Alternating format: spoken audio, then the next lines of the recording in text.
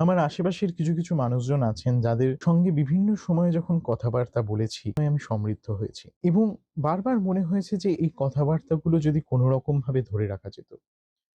সেই ধরে রাখার ইচ্ছায় এই আনন্দ ভৈরবী চ্যানেলটি তৈরি করা।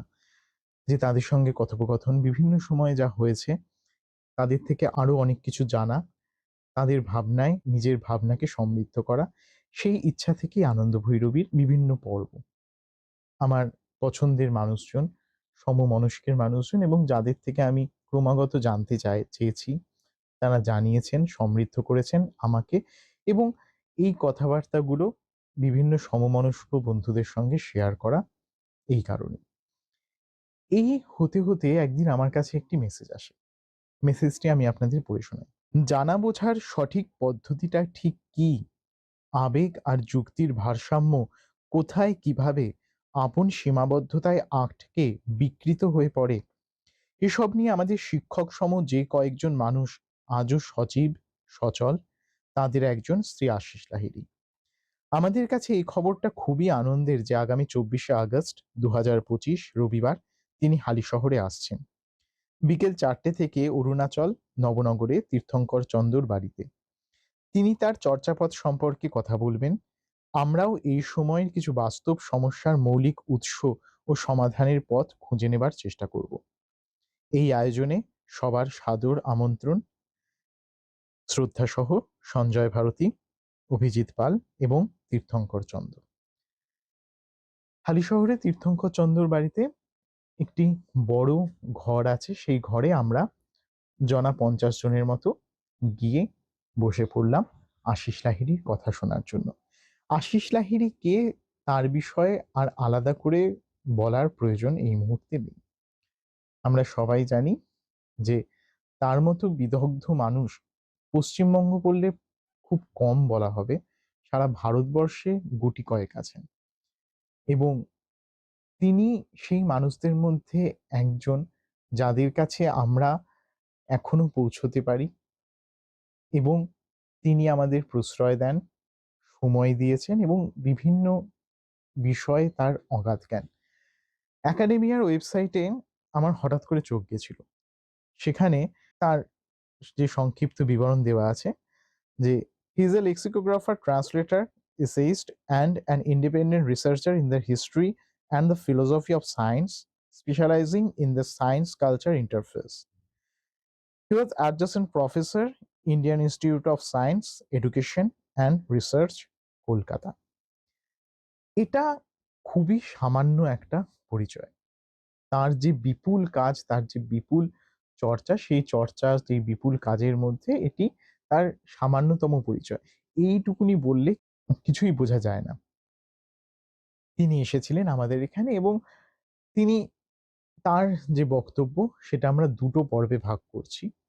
একটি পর্বে তিনি বলেছিলেন যে তার চর্চাপথ এবং রবীন্দ্রনাথের সঙ্গে তার রবীন্দ্রনাথের সৃষ্টির সঙ্গে তার আলাপ এবং মতবিরোধ, মতপার্থক্য সেই নিয়ে।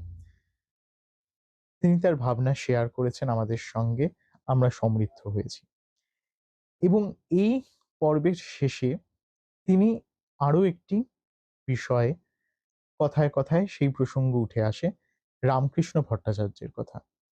রামকৃষ্ণ ভট্টাচার্য আরো একজন মানুষ যে আমাদের সময় ছিলেন। এটা দুর্ভাগ্য যে তিনি এই মুহূর্তে নেই, প্রকৃতির নিয়মে তাকে চলে যেতে হয়েছে। কিন্তু রামকৃষ্ণ ভট্টাচার্য আমাদের সময়ে একসময় ছিলেন, তার লেখা আমরা এখনো পড়তে পাচ্ছি। এই সৌভাগ্য কজনের হয় বলুন? তার মতো প্রখর যুক্তিবাদী মানুষকে খুব কাছ থেকে দেখেছিলেন আশিস লাহিড়ী। রামকৃষ্ণ ভট্টাচার্যের ভাবনা তিনি আমাদের সঙ্গে শেয়ার করেছেন। তার এই ভাবনা আমরা এই দুটো পর্বে ভাগ করে নিচ্ছি। এখন আমরা শুনব রবীন্দ্রনাথের সম্পর্কে তার মতামত এবং রবীন্দ্রনাথের সঙ্গে তার পরিচয় কিভাবে। প্রথমেই বলে রাখি, এটি একটি খুব ঘরোয়া পরিবেশে এই অংশটি রেকর্ড করা হয়েছে, ফলে সাউন্ড একটুখানি খারাপ হওয়ার সম্ভাবনা আছে। আশেপাশের আরো কিছু শব্দ সেখানে হয়তো কিছু ক্ষেত্রে একটুখানি বিঘ্ন ঘটিয়েছে, তার জন্য আমরা ক্ষমা প্রার্থী। আমি আর বেশি কথা বলবো না, আমরা সরাসরি চলে যাই আশিস লাহিড়ীর কাছে।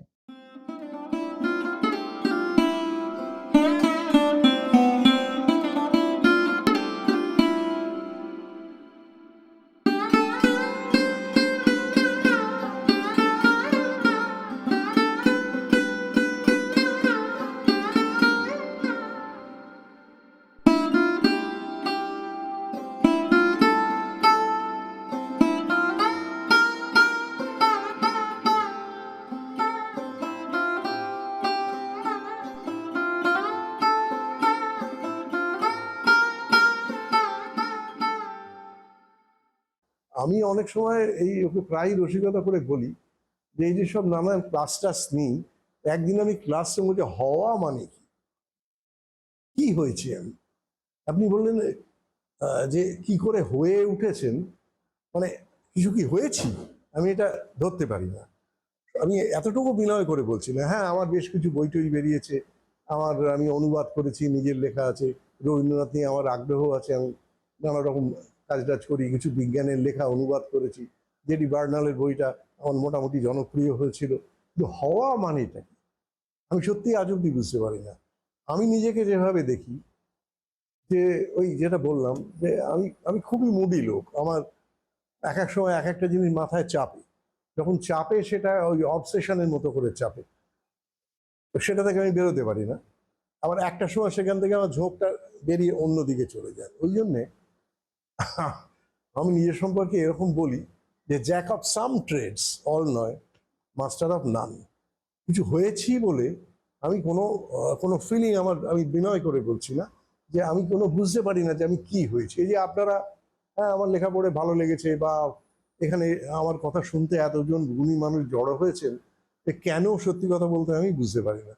তবে অনেক দিন ধরে আমি কাজ করছি, এবং আমি যেটা ওই অভিজিৎকে বলেও ছিলাম কোনো একটা ইন্টারভিউতে বোধহয়, যে আমার জীবনে এই যে রবীন্দ্রনাথের গান গাইলেন, আমার জীবনে যা কিছু কিন্তু এই রবীন্দ্রনাথ এবং রবীন্দ্রনাথের গানকে আশ্রয় করে।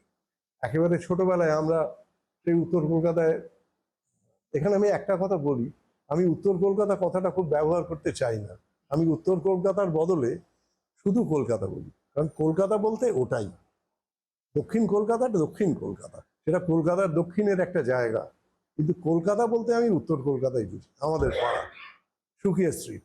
আমি একসময় একটা আমাদের মধ্যে রসিকতা চালু ছিল, আমরা ক্রিকেট খেলতাম বাদুরবাগান পার্ক সেটাকে বলা হতো, এখন ওই সায়েন্স কলেজের পেছনে।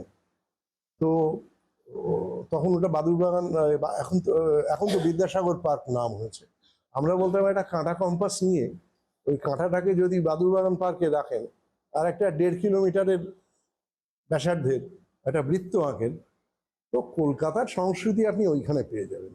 যার খুশি নাম করুন, যে কোনো লোক ওই ওই ব্যাসার্ধে ওই কলকাতার ওই অঞ্চলে পেয়ে যাবেন। রবীন্দ্রনাথ বলুন, বিবেকানন্দ বলুন, সুনীতি চাটুর্যে বলুন, যদুনাথ সরকার বলুন, বড় বড় নাম তো ছেড়েই দিল, এই সুকুমার রায় তো আমাদের পাড়ার লোক, ওই গড়পাড়ে আমাদের সুখিয়া স্ট্রিট, আমরা এখনো সার্কুলার রোড বলি, যেটা এপিসি রোড, ওইটা পেরোলি সুকুমার রায়ের বাড়ি। তো এইগুলো, আর আমাদের বাড়ির পেছন দিকে ভাবুন, যেটা এখন ওই পুলিশ মিউজিয়াম হয়েছে, হ্যাঁ ওইটা তো রামমোহন রায়ের বাড়ি। আমরা আমাদের এই গলির পাশ দিয়ে যেতাম রামানন্দ চ্যাটার্জি স্ট্রিট, ছোট বয়সে দেখতাম ওই প্রবাসী অফিস, চোখের সামনে ভাঙা হলো, চোখের সামনে সেটা ভেঙে সেটা আপনার একটা পেট্রোল পাম্প হয়ে গেল, একটা এইটুকু একটা বাস্ট সেখানে রয়েছে, সেটা মানে ছাগল না উল্লুক না মানুষ কিচ্ছু বোঝা যায় না, সেটা তলায় লেখা রামানন্দ চট্টোপাধ্যায়। আমরা এইভাবে সম্মান জানাই এইসব গুণী লোকেদের। তো আমি এই উত্তর কলকাতার এই যে আমাদের এই অঞ্চলের মাহাত্ম্যটা, এইটা খুব মাথায় ঢুকে গিয়েছিল, তখন অত বুঝতাম না সত্যি কথা বলতে, তারপর তো আমরা সরেও এসেছি ওদিক থেকে। তো এইটা যে মাথায় ঢুকেছিল, যে এটা আমি খুব প্রত্যক্ষভাবে আমার বাড়িতে, আমার পাড়া, আমাদের অতি সাধারণ, মানে মধ্যবিত্ত, কোনো রকমের মধ্যবিত্ত এরকম বলবো আমি। ওই রামকৃষ্ণ ভট্টাচার্য, উনি নিজের মতো করে কতগুলো ক্যাটেগরি তৈরি করেছিলেন মধ্যবিত্তর মধ্যে। একটা হচ্ছে নিম্ন নিম্ন মধ্যবিত্ত, আরেকটা হচ্ছে শুধু নিম্ন মধ্যবিত্ত, আরেকটা হচ্ছে মধ্যবিত্ত, তারপরে হচ্ছে ওই উচ্চ মধ্যবিত্ত, তারপরে উচ্চবিত্ত। তো আমরা ওই বড়জোর মধ্যবিত্ত বলা যায়, এরকম একটা পরিবেশ ছিল আমাদের বাড়িতে। কিন্তু যেটা খুব মানে যেটা আজও খুব শিহরণ জাগে, তখন বুঝতাম না, সেটা হচ্ছে ওই যে জয়েন্ট ফ্যামিলি, একটা বিশাল পরিবার আমাদের। বিশাল মানে আমি বলি যে ডবল যৌথ পরিবার। মানে আমাদের নিজেদের বাবারা 4 ভাই ছিলেন, আমার এক পিসিমা ছিলেন, আরও একজন পিসিমা ছিলেন, এবং তার নাকি অসাধারণ গানের গলা ছিল। আমি দেখিনি, তিনি খুব অল্প বয়সে মারা গিয়েছিলেন। তখনকার কানন দেবীর যেসব গান, সেগুলো ওই বাবারা খুকু বলতেন, যে ও খুকু খালি গলায় কানন দেবীর গানগুলো গাইতো, পাড়ার লোক এসে শুনতো। আমাদের বাড়িতেই গানের এটা আহ, সবার মধ্যেই অল্প বিস্তর ছিল। তো সেইটা আমি বুঝি যে আমাদের ধরুন পরিবারে, আমাদের নিজেদের পরিবারে, আমার পিসিমার যে যৌথ পরিবার, সেটা পর্যন্ত আমাদের একটা বিশাল 3 তলা বাড়ি ভাড়া করা হয়েছিল। তো এই যে এতগুলো, ধরুন আমার ভাই বোন, বাবা, কাকা, কাকা কাকিমা, এরা প্রত্যেকে গান বাজনা করতেন। বিশেষ করে আমার সেজো কাকা খুব ভালো এসরাজ বাজাতেন, নিজে ভালো গাইতেন, কাকিমা খুবই ভালো গাইতেন। কিন্তু এরা কেউ, এটাও আমাদের বৈশিষ্ট্য, যে কেউ গান শেখেননি। খুবই আশ্চর্য। আমাদের বাড়িতে বেড়ে ওস্তাদ বলে একটা কথা চালু ছিল। সবাই বলতো যে ওদের বাড়ির সবাই হচ্ছে বেড়ে ওস্তাদ, অর্থাৎ কেউ কিছু শেখে না, কিন্তু মোটামুটি একটা গান গেয়ে দেওয়া একটা। তাছাড়া আমাদের বাড়িতে নাটকের একটা খুব আবহ ছিল। সেটা একটু, যে শিশির ভাদুড়ী আমাদের দাদু হতেন আর কি, মানে শিশির ভাদুড়ীর মা আর আমার ঠাকুমার মা 2 বোন ছিলেন সহোদরা। তো কাজেই আমার বাবা কাকার মামা হতেন শিশির ভাদুড়ী। আর আমার এই মেজ কাকা বিশেষ করে, উনি মানে এত ভক্ত ছিলেন শুধু নয়, ভাগ্নে হওয়ার দৌলতে কাকা নিজে ভালো অভিনয় করতো, এবং আমাদের অভিনয় করে করে দেখাতো যে জানিস তো, সীতা নাটকে রামের ভূমিকায় শিশির মামা এক এক দিন এক এক রকম করতো। আর যেহেতু ওরা অবাধ গতি ছিল তখনকার শ্রীরঙ্গমে বা পুরনো থিয়েটারে, বলছে সেগুলো আমাকে করে করে দেখাতো। জানেন তো, এইগুলো একটা আশ্চর্য জিনিস। যে একটা জিনিস আমার এখনো মনে পড়ে, আমি একেবারেই অভিনয় জগতের লোক নই, কিন্তু এইটা শুনলে এখনো আমার রোমাঞ্চ হয়।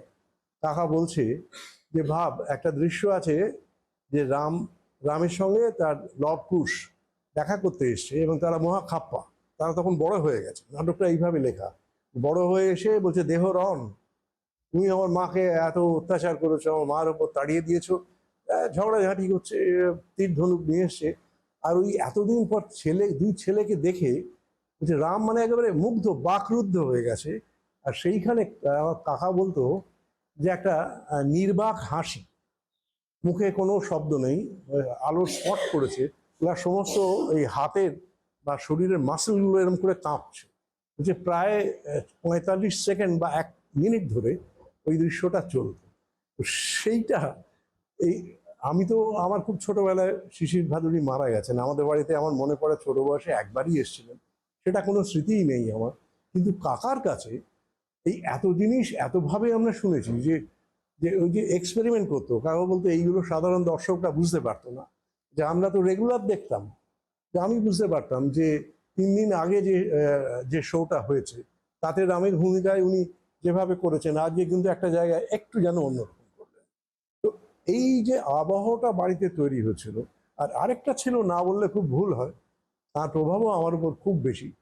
সেটা হচ্ছে আমাদের ঠাকুমা, মানে যিনি শিশির ভাদুড়ীর মাস্তুতো বোন আর কি। এরকম মানে আমার ঠাকুমার মতো এরকম মহিলা আমি দেখিনি ইনফ্যাক্ট। মানে কিরকম ছিলেন আমি বলি, যে শিশির ভাদুড়ীর বিভিন্ন নাটকের লম্বা লম্বা ডায়ালগ আমরা দিদি বলতাম, একদম বসে বসে শোনাতো, যে জানিস তো এখানটা এইরকম, এখানটা এইরকম। এবং ওই রবীন্দ্রনাথ দেখা করতে এসছেন শিশির ভাদুড়ীর সঙ্গে, আমার দিদি মানে আমার ঠাকুমা বলছে, আমি সেখানে বসেছিলাম। তো এই যে আবহাওয়াটা একটা তৈরি হয়ে গেছিল বাড়িতে। কেউ যে খুব বিরাট কিছু জীবনে করেছে এরম না, আমাদের বাড়ি মোটেই উচ্চশিক্ষিত ছিল না। আমার বাবা পড়াশোনায় খুব ব্রিলিয়ান্ট ছিলেন, কিন্তু যেমন মধ্যবিত্ত ঘরে হয়, আমার ঠাকুরদার হঠাৎ ক্যান্সার ধরা পড়ে। এবং বাবা তখন কলেজে পড়েন, বিএ করছেন, আইএসসি করছেন। তো আমার ঠাকুরদা নাকি ডেকে বলেন যে, শোনো, কোনো উপায় নেই। তখনকার দিনে, সেটা আমার জন্মেরও আগে, 46-এর ঘটনা, 46 কি, তার বহু আগের ঘটনা, ভুল বলছি, 46-এ তো বাবার বিয়েই হয়েছে। তো বাবা বলছেন আমি যখন আইএসসি করছি, তার বাবা ডেকে বললেন যে আমার এরকম ধরা পড়েছে, সুতরাং আমি আর বেশি দিন নেই, সুতরাং তোমাকে এই সংসারের ভার নিতে হবে। আর বাবা বলছেন যে আমি তখন বিরাট স্বপ্ন দেখছি, আমি সায়েন্টিস্ট হব, ইঞ্জিনিয়ার হব, কারণ বাবা পড়াশোনায় খুব ভালো ছিলেন। তো কিন্তু সেসব কিছুই হলো না, কারণ আমার ঠাকুরদা ওই তখন তো ব্রিটিশ আমল, ওই সরকারি চাকরি করতেন। তো তারা বলেছে যে হ্যাঁ তোমার ছেলে গ্র্যাজুয়েট হলেই চাকরি, আর যদি গ্র্যাজুয়েট হয় কালকেই চাকরি হবে। তো বাবা সেটা বলেছিল যে আমার এক মুহূর্তের জন্য মনে হলো দুনিয়াটা টলে উঠলো, কিছুই তাহলে হওয়া হবে না। বাবা শেষ করে প্র্যাকটিক্যালি পড়াশোনা ছেড়ে দিয়ে কোনো রকমে বিএ পাশ করে কেরানির চাকরি নিয়ে নেয়। তো আর কাকারা, ওই কাকা নাটক নিয়ে থাকতো, আমার সেজো কাকা গান বাজনা নিয়ে থাকতো, খুব ভালো এসরাজ বাজাতো, গান গাইতো, আর কাকিমাও তাই। কাকা কাকিমার বিয়েও হয় সেই সূত্রে। এবং এইখানে আমি কেন বলি, আমার ঠাকুমা, আমার সেজো কাকা অসবর্ণ বিবাহ করেছিলেন। তো সেজো কাকা নিজে আমাকে গল্প করেছেন যে জানিস তো, আর আমাদের বাড়ি, মানে আমার ঠাকুরদা নাকি যথেষ্ট কনজারভেটিভ লোক ছিলেন, সংস্কৃত পণ্ডিত ছিলেন, এইসব খুব মেনে চলতেন, ব্রাহ্মণ অমুক তমুক। তো সেজো কাকা বলছে যে আমি যখন তোর কাকিমাকে বিয়ে করবো ঠিক করলাম, যে আমি একটা বাগমারিতে 1 রুম ফ্ল্যাট একটা দেখে নিই, একটা ঘর, বাড়িতে তো বোধহয় হবে না, মেনে নেবে না, ওইখানে গিয়ে উঠবো। তারপর যখন কাকিমাকে নিয়ে এলেন, আমার ঠাকুমা ওইখানে দাঁড়িয়ে থেকে বলেছিল যে এ আমার বউ, যারা এর জন্য বাড়িতে আসবে না তাদের আসার দরকার নেই। এটা তখনকার দিনে, মানে কতকাল আগের ঘটনা। তো ঠাকুমা ওই রকমই ছিল, কোনো কিচ্ছু আনত না। আমি কোনোদিন দেখিনি যে ধর্মকর্ম করছে, সারাক্ষণ ওই ওই শিশির ভাদুরীর গল্প, রবীন্দ্রনাথের কথা, আর সবসময় নাটকীয় ঢঙে কথা বলতেন। আমি হয়তো দিদি খিদে পেয়েছে, এসো বন্ধু, এসো বন্ধু, এরকম ছিল। মানে হাসি, গল্প এবং নাটক, সঙ্গীত একদম মানে আমাদের মাখানো ছিল। এবং আমি অনেক সময় বলি যে সেই জন্যই আমাদের কারুরই কেরিয়ার কিছু হয়নি, আমরা কেউ মানে একাডেমিক জগতে বিরাট কিছু আমরা কেউ করে, আমার ছোট ভাই খানিকটা করেছে, কিন্তু আমাদের বাড়িতে ওই পরিবেশটা ছিল। আর পাশাপাশি আমাদের ওই তখনকার দিনের কলকাতা এখন আর সেভাবে নেই, গলি ক্রিকেট বলে একটা ব্যাপার ছিল। এই আজকেই কথা হচ্ছিল যে ওই আমাদের রাস্তাটার নাম কালু ঘোষ লেন, তার পাশেই আশুতোষ শীল লেন, সব ওই সুকিয়া স্ট্রিটের ওখানে। তো ওই বিভিন্ন গলির ক্রিকেটের টুর্নামেন্ট হতো, আর আমি ক্রিকেটের অসম্ভব ভক্ত ছিলাম। আমাদের পাড়ার ক্রিকেট টিমের আমি ক্যাপ্টেন ছিলাম। মানে এমন হয় এখনো ওই পুরোনো পাড়ায় গেলে ওই কেউ হয়তো আমারই বয়সী, কি ক্যাপ্টেন, কি খবর, এবং তো এরকম। এবং একটা খুব মজার অ্যানেকডোট আছে, এটা অনেকেরই হয় যে মানে অল্প বয়সে কৈশোরে হঠাৎ করে লম্বা হয়ে যায়। তো আমার ওরকম হয়েছিল, যেরকম বোধ হয় 9, 10 বা 11-এ পড়ি, লম্বা হয়ে গেছি গেছি, সে তো কিছু করার নেই। তো ওই যে টুর্নামেন্ট হচ্ছে, সেখানে আবার একটা হাইটের বাধা ছিল, আমার মনে আছে। যে এত হাইটের, যেরকম হয় না যে এত হাইটের মধ্যে যারা আছে তারাই।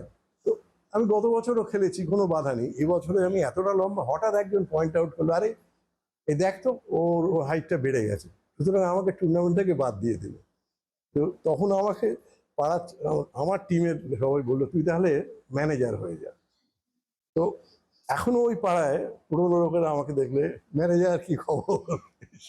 তো আমি বলতে চাইছি এইরকম যে গান বাজনা, নাটক, আর সেই সঙ্গে যেটা ছিল, সেটার জন্য আমি খুব কৃতজ্ঞ বোধ করি, সেটা ছিল একটা বামপন্থী রাজনীতির আবহ। আমি বাম কথাটাও ব্যবহার করছি না, আমি বলতে চাইছি মানুষের কাছে যাওয়ার রাজনীতির একটা আবহ ছিল। সেটা যেমন তখনকার ওই অঞ্চলের বিখ্যাত ডাক্তার, ডাক্তার নারায়ণচন্দ্র রায়, পুরনো লোকেরা অনেকে জানবেন, উনি অনুশীলন দলে ছিলেন, এবং উনি আন্দামানে যান, সেখানে ওর উপর বেশ ভালো রকম অত্যাচার হয়েছিল, সেগুলো রেকর্ড রয়েছে। আমরা ও পাড়ায় সবাই নারান্দা বলতো, দুনিয়া শুধু লোক, আমার ঠাকুমাও না, ঠাকুমা বলতো না, মাও নারান্দা বলতো, বাবাও নারান্দা বলতো, আমিও নারান্দা বলতাম। তো উনি ওই অনুশীলন দলের হয়ে যখন ওখানে থাকেন, অত্যাচার হয়ে একটা কিডনি নষ্ট হয়ে যায়, এটা আমরা জানতাম যে নারান্দার একটা কিডনি নষ্ট হয়ে যায়, সেটা বড় কথা নয়। ওইখানে অনুশীলন দলের বা ধরুন বিপ্লবী তখন যারা ছিলেন, তাদের একটা বিরাট অংশ জেল থেকে বেরিয়ে কমিউনিস্ট হয়ে যান। সেটার পেছনে এই নারায়ণচন্দ্র রায়, আমরা যাকে নারায়ণদা বলতাম, তার বিরাট ভূমিকা ছিল। আর এদিকে ডাক্তার হিসেবেও মানে তাকে ধন্বন্তরী বলা হতো। স্বয়ং বিধান রায় তাকে খুব স্নেহ করতেন বা ডাক্তার হিসেবে। তো সেই নারায়ণদার ছবি আমার চোখের সামনে ভাসে, সেই পুরোনো কালে হাফ হাতা শার্ট আর ধুতি, বা কখনো হ্যাঁ এছাড়া আমি দেখিনি হাত গোটানো কখনো সখনো পড়তেন। আমার এইটা মনে পড়ে, ওই সমস্ত সুকিয়া স্ট্রিট, মানিকতলা, ওইসব যে অঞ্চল তখন ছিল, সেখানে এই নারায়ণদার মতো লোকের মানে ব্যক্তিগতভাবে সবাই বলতো, আমার ঠাকুমা বলতেন যে এই যদি কমিউনিস্ট হয় তাহলে কমিউনিস্ট তো ভগবান রে। এইরকম নারায়ণদার কে নিয়ে লোকে ভাববে। মানে পরবর্তীকালে শুনেছি যে নারায়ণদার কাছে যারা ডাক্তার হয়ে প্রথম আসতো, জুনিয়র ডাক্তার, তাদের নারায়ণদা নাকি প্রথমেই বলতেন, শোনো, প্রথম কথা হচ্ছে টাকার পেছনে ছুটো না, টাকা তোমার পেছনে ছুটবে। যদি তুমি ভালো ডাক্তার হও, লোককে সার্ভিস দাও, তোমাকে জীবনে টাকা নিয়ে ভাবতে হবে না। এবং মানে আমি যখন বলছি, যার সঙ্গে কথা বলছি তিনি তখন একজন বিখ্যাত ডাক্তার হয়ে গেছেন, আমিও বড় হয়ে গেছি। আমি তো একসময় মেডিকেল রিপ্রেজেন্টেটিভ ছিলাম। তো তারা বলছেন যে যে জানো তো যে নারায়ণদার কিরকম ছিল, যে 24 ঘন্টা কাজের জন্য তৈরি থাকতে হবে। ও কথাটা এইরকম যে সারাদিন ধরে প্র্যাকটিস হয়েছে, রুগী হয়েছে, এবার রাত্রি 12টার সময় চেম্বার বন্ধ, যে যার বাড়ি যাবে। ঠিক বাড়ি যাওয়ার মুখে নারায়ণদা বললেন, ওরে ভালো কথা, ওই যে ওই ওই ডান দিকের ওই গলিটার ওখানে মনে আছে বস্তিটা, ওইখানে একটি মেয়ের বাচ্চা হবে, এর কিন্তু কিছু কমপ্লিকেশন আছে। আমি দুদিন আগে গিয়ে, তুই একবার বাড়ি যাওয়ার আগে দেখে যাতো, যদি কোনো কমপ্লিকেশন হয় ব্যবস্থাটা নিবি। এই ছিল নারায়ণদা, এবং একটা বিরাট টিম ছিল ডাক্তারদের। তো এইগুলোও আমাদের খুব ছোটবেলায় একটা চোখের সামনে, মানে লিভিং লেজেন্ড বলে না, নারায়ণদা ওই রকম মানুষ ছিলেন। আমি নারায়ণদা সম্বন্ধে এত কথা তখন জানতাম না। উনি মারা যাওয়ার পর, যখন ওই সিপিআই সিপিএম ভাগ হয়ে গেছে, উনি শেষ দিকে সিপিএম এ যোগ দিয়েছিলেন, একবার এমএলএও হয়েছিলেন। কিন্তু উনি কোনো বিশেষ গোষ্ঠীর লোক ছিলেন না।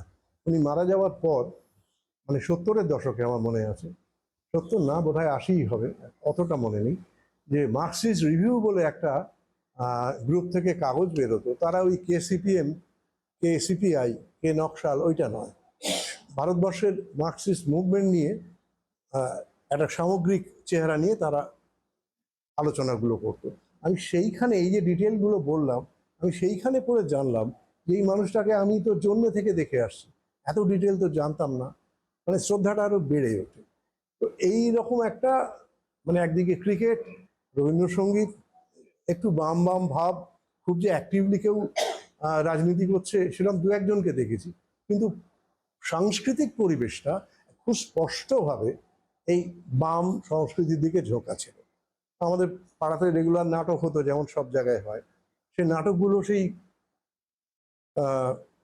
ওই কারভালো, পর্তুগিজ নিয়ে, ভুলে যাচ্ছে, এটা খুব সে সময়ের বিখ্যাত নাটক ছিল, যে আমাদের পাড়াতে কতবার যে হয়েছে, করছে কিন্তু পাড়ার সবাই।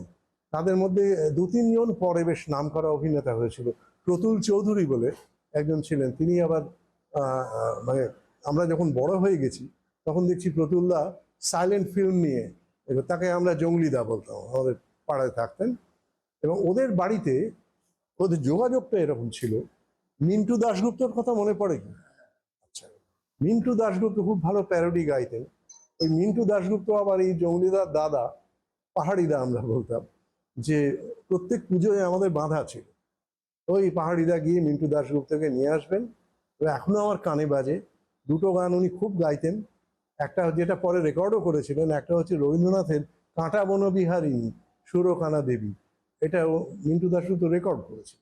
আরেকটা আপনাদের মনে থাকবে না, সে সময় খুব জনপ্রিয় হয়েছিল অতল জলের আহ্বান বলে একটা ফিল্ম, ওই তন্দ্রা বর্মন, হ্যাঁ তন্দ্রা বর্মন। তো উনি ওই ভুল সবই ভুল বলে একটা গান, ওইটা প্যারোডি করেছিলেন এই মিন্টু দাশগুপ্ত, ভুল সবই গুল বলে। অসামান্য প্যারোডি, আমার এখনো কানে বাজে। গুল সবই গুল মানে ওই একটি মেয়ে তার প্রেমিককে বলছে, তুমি এতদিন ধরে যা কিছু বলেছো সব গুল, গুল সবই গুল, তোমার চিঠির পাতায় পাতায় যা লেখা সব গুল। তো এই যে আবহাওয়াটা, এটা এত সুন্দর গাইতেন। তো এটা আমাদের খুব নিয়মিত ব্যাপার ছিল। তো তো তারপর তো আমাদের যা হয়, পরিবার বড় হলো, কাজেই আমাদের ইউনিটটা ওই মানে পিসিমার পিসির দাদা এরা সব সুকিয়া স্ট্রিটে রয়ে গেল। আমরা মিল্ক কলোনি বেলগাছিয়া চলে আসি। তারপর তো আমি নিজে ওই লেক টাউন কালিন্দিতে থাকতাম। আর ইদানিং আমি তো আমার স্বভাব বিরুদ্ধভাবে একেবারে দক্ষিণ কলকাতায় চলে এসেছি। আমি সবাইকে বলি আমার পাটা দক্ষিণ কলকাতায়, মাথাটা আমার, যেটা আমি উত্তর কলকাতা বলি না, কলকাতায়। কলকাতা মানে হচ্ছে ওইটা।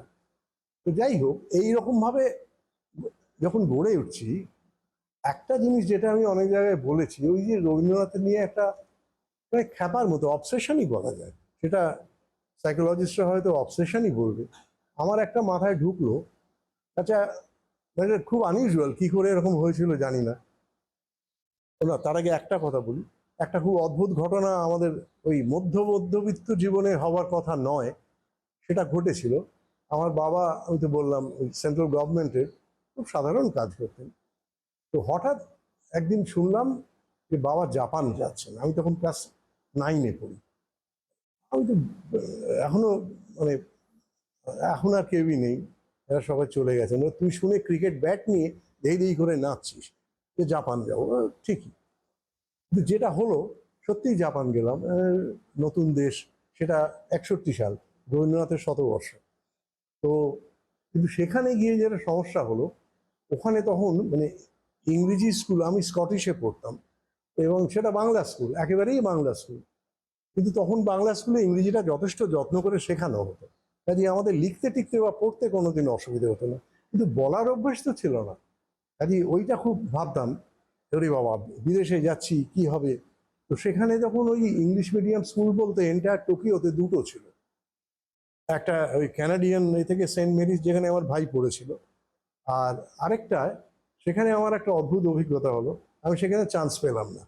আমাকে ওই অ্যাডমিশন টেস্ট এখনো মনে পড়ে, সে এক ভদ্রমহিলা বোর্ডে কি করে টিক দিয়ে দিয়ে, এখন যেন অবজেক্টিভ সিস্টেম এখানে চালু হয়েছে, টিক দিয়ে দিয়ে কি করে পরীক্ষা দিতে হবে, আনসার দিতে হবে, তিনি খুব যত্ন করে বোঝালেন। আমি এক বর্ণ বুঝলাম না।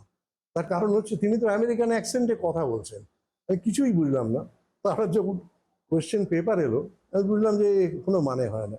একমাত্র আমার এখনো মনে পড়ে, আমি বাংলা স্কুলের ছেলে, কিন্তু ওখানে ওই আমেরিকান স্কুলে ইংলিশ স্পেলিং অ্যান্ড গ্রামারে 100-100 পেয়েছে। আমাদের বাকি সব তো ছেড়ে দিন, কিছু জমাই দিন। ফলে সেখানে আমার অ্যাডমিশন হলো না। তো ওরা বললো তোমরা তো বিদেশি, তুমি যদি এক ক্লাস, বাবাকে বলেছিল এক ক্লাস নিচুতে ভর্তি করো, তো ঠিক আছে। তো বাবা বললেন না না, শুধু শুধু একটা বছর নষ্ট করবি কেন। আর এখানেও একটা ব্যাপার, এই যে টু কালচার্স, সায়েন্স হিউম্যানিটিস, আমার ঝোঁকটা পুরোপুরি হিউম্যানিটিসের দিকে। আমি ধরেই রেখেছিলাম, ইংরেজি বাংলাটা আমার ভালো লাগতো, ক্লাসের স্যাররাও বলতো। তো আমি ধরেই রেখেছিলাম যে হয় ইংরেজি নয় বাংলা নিয়ে পড়বো।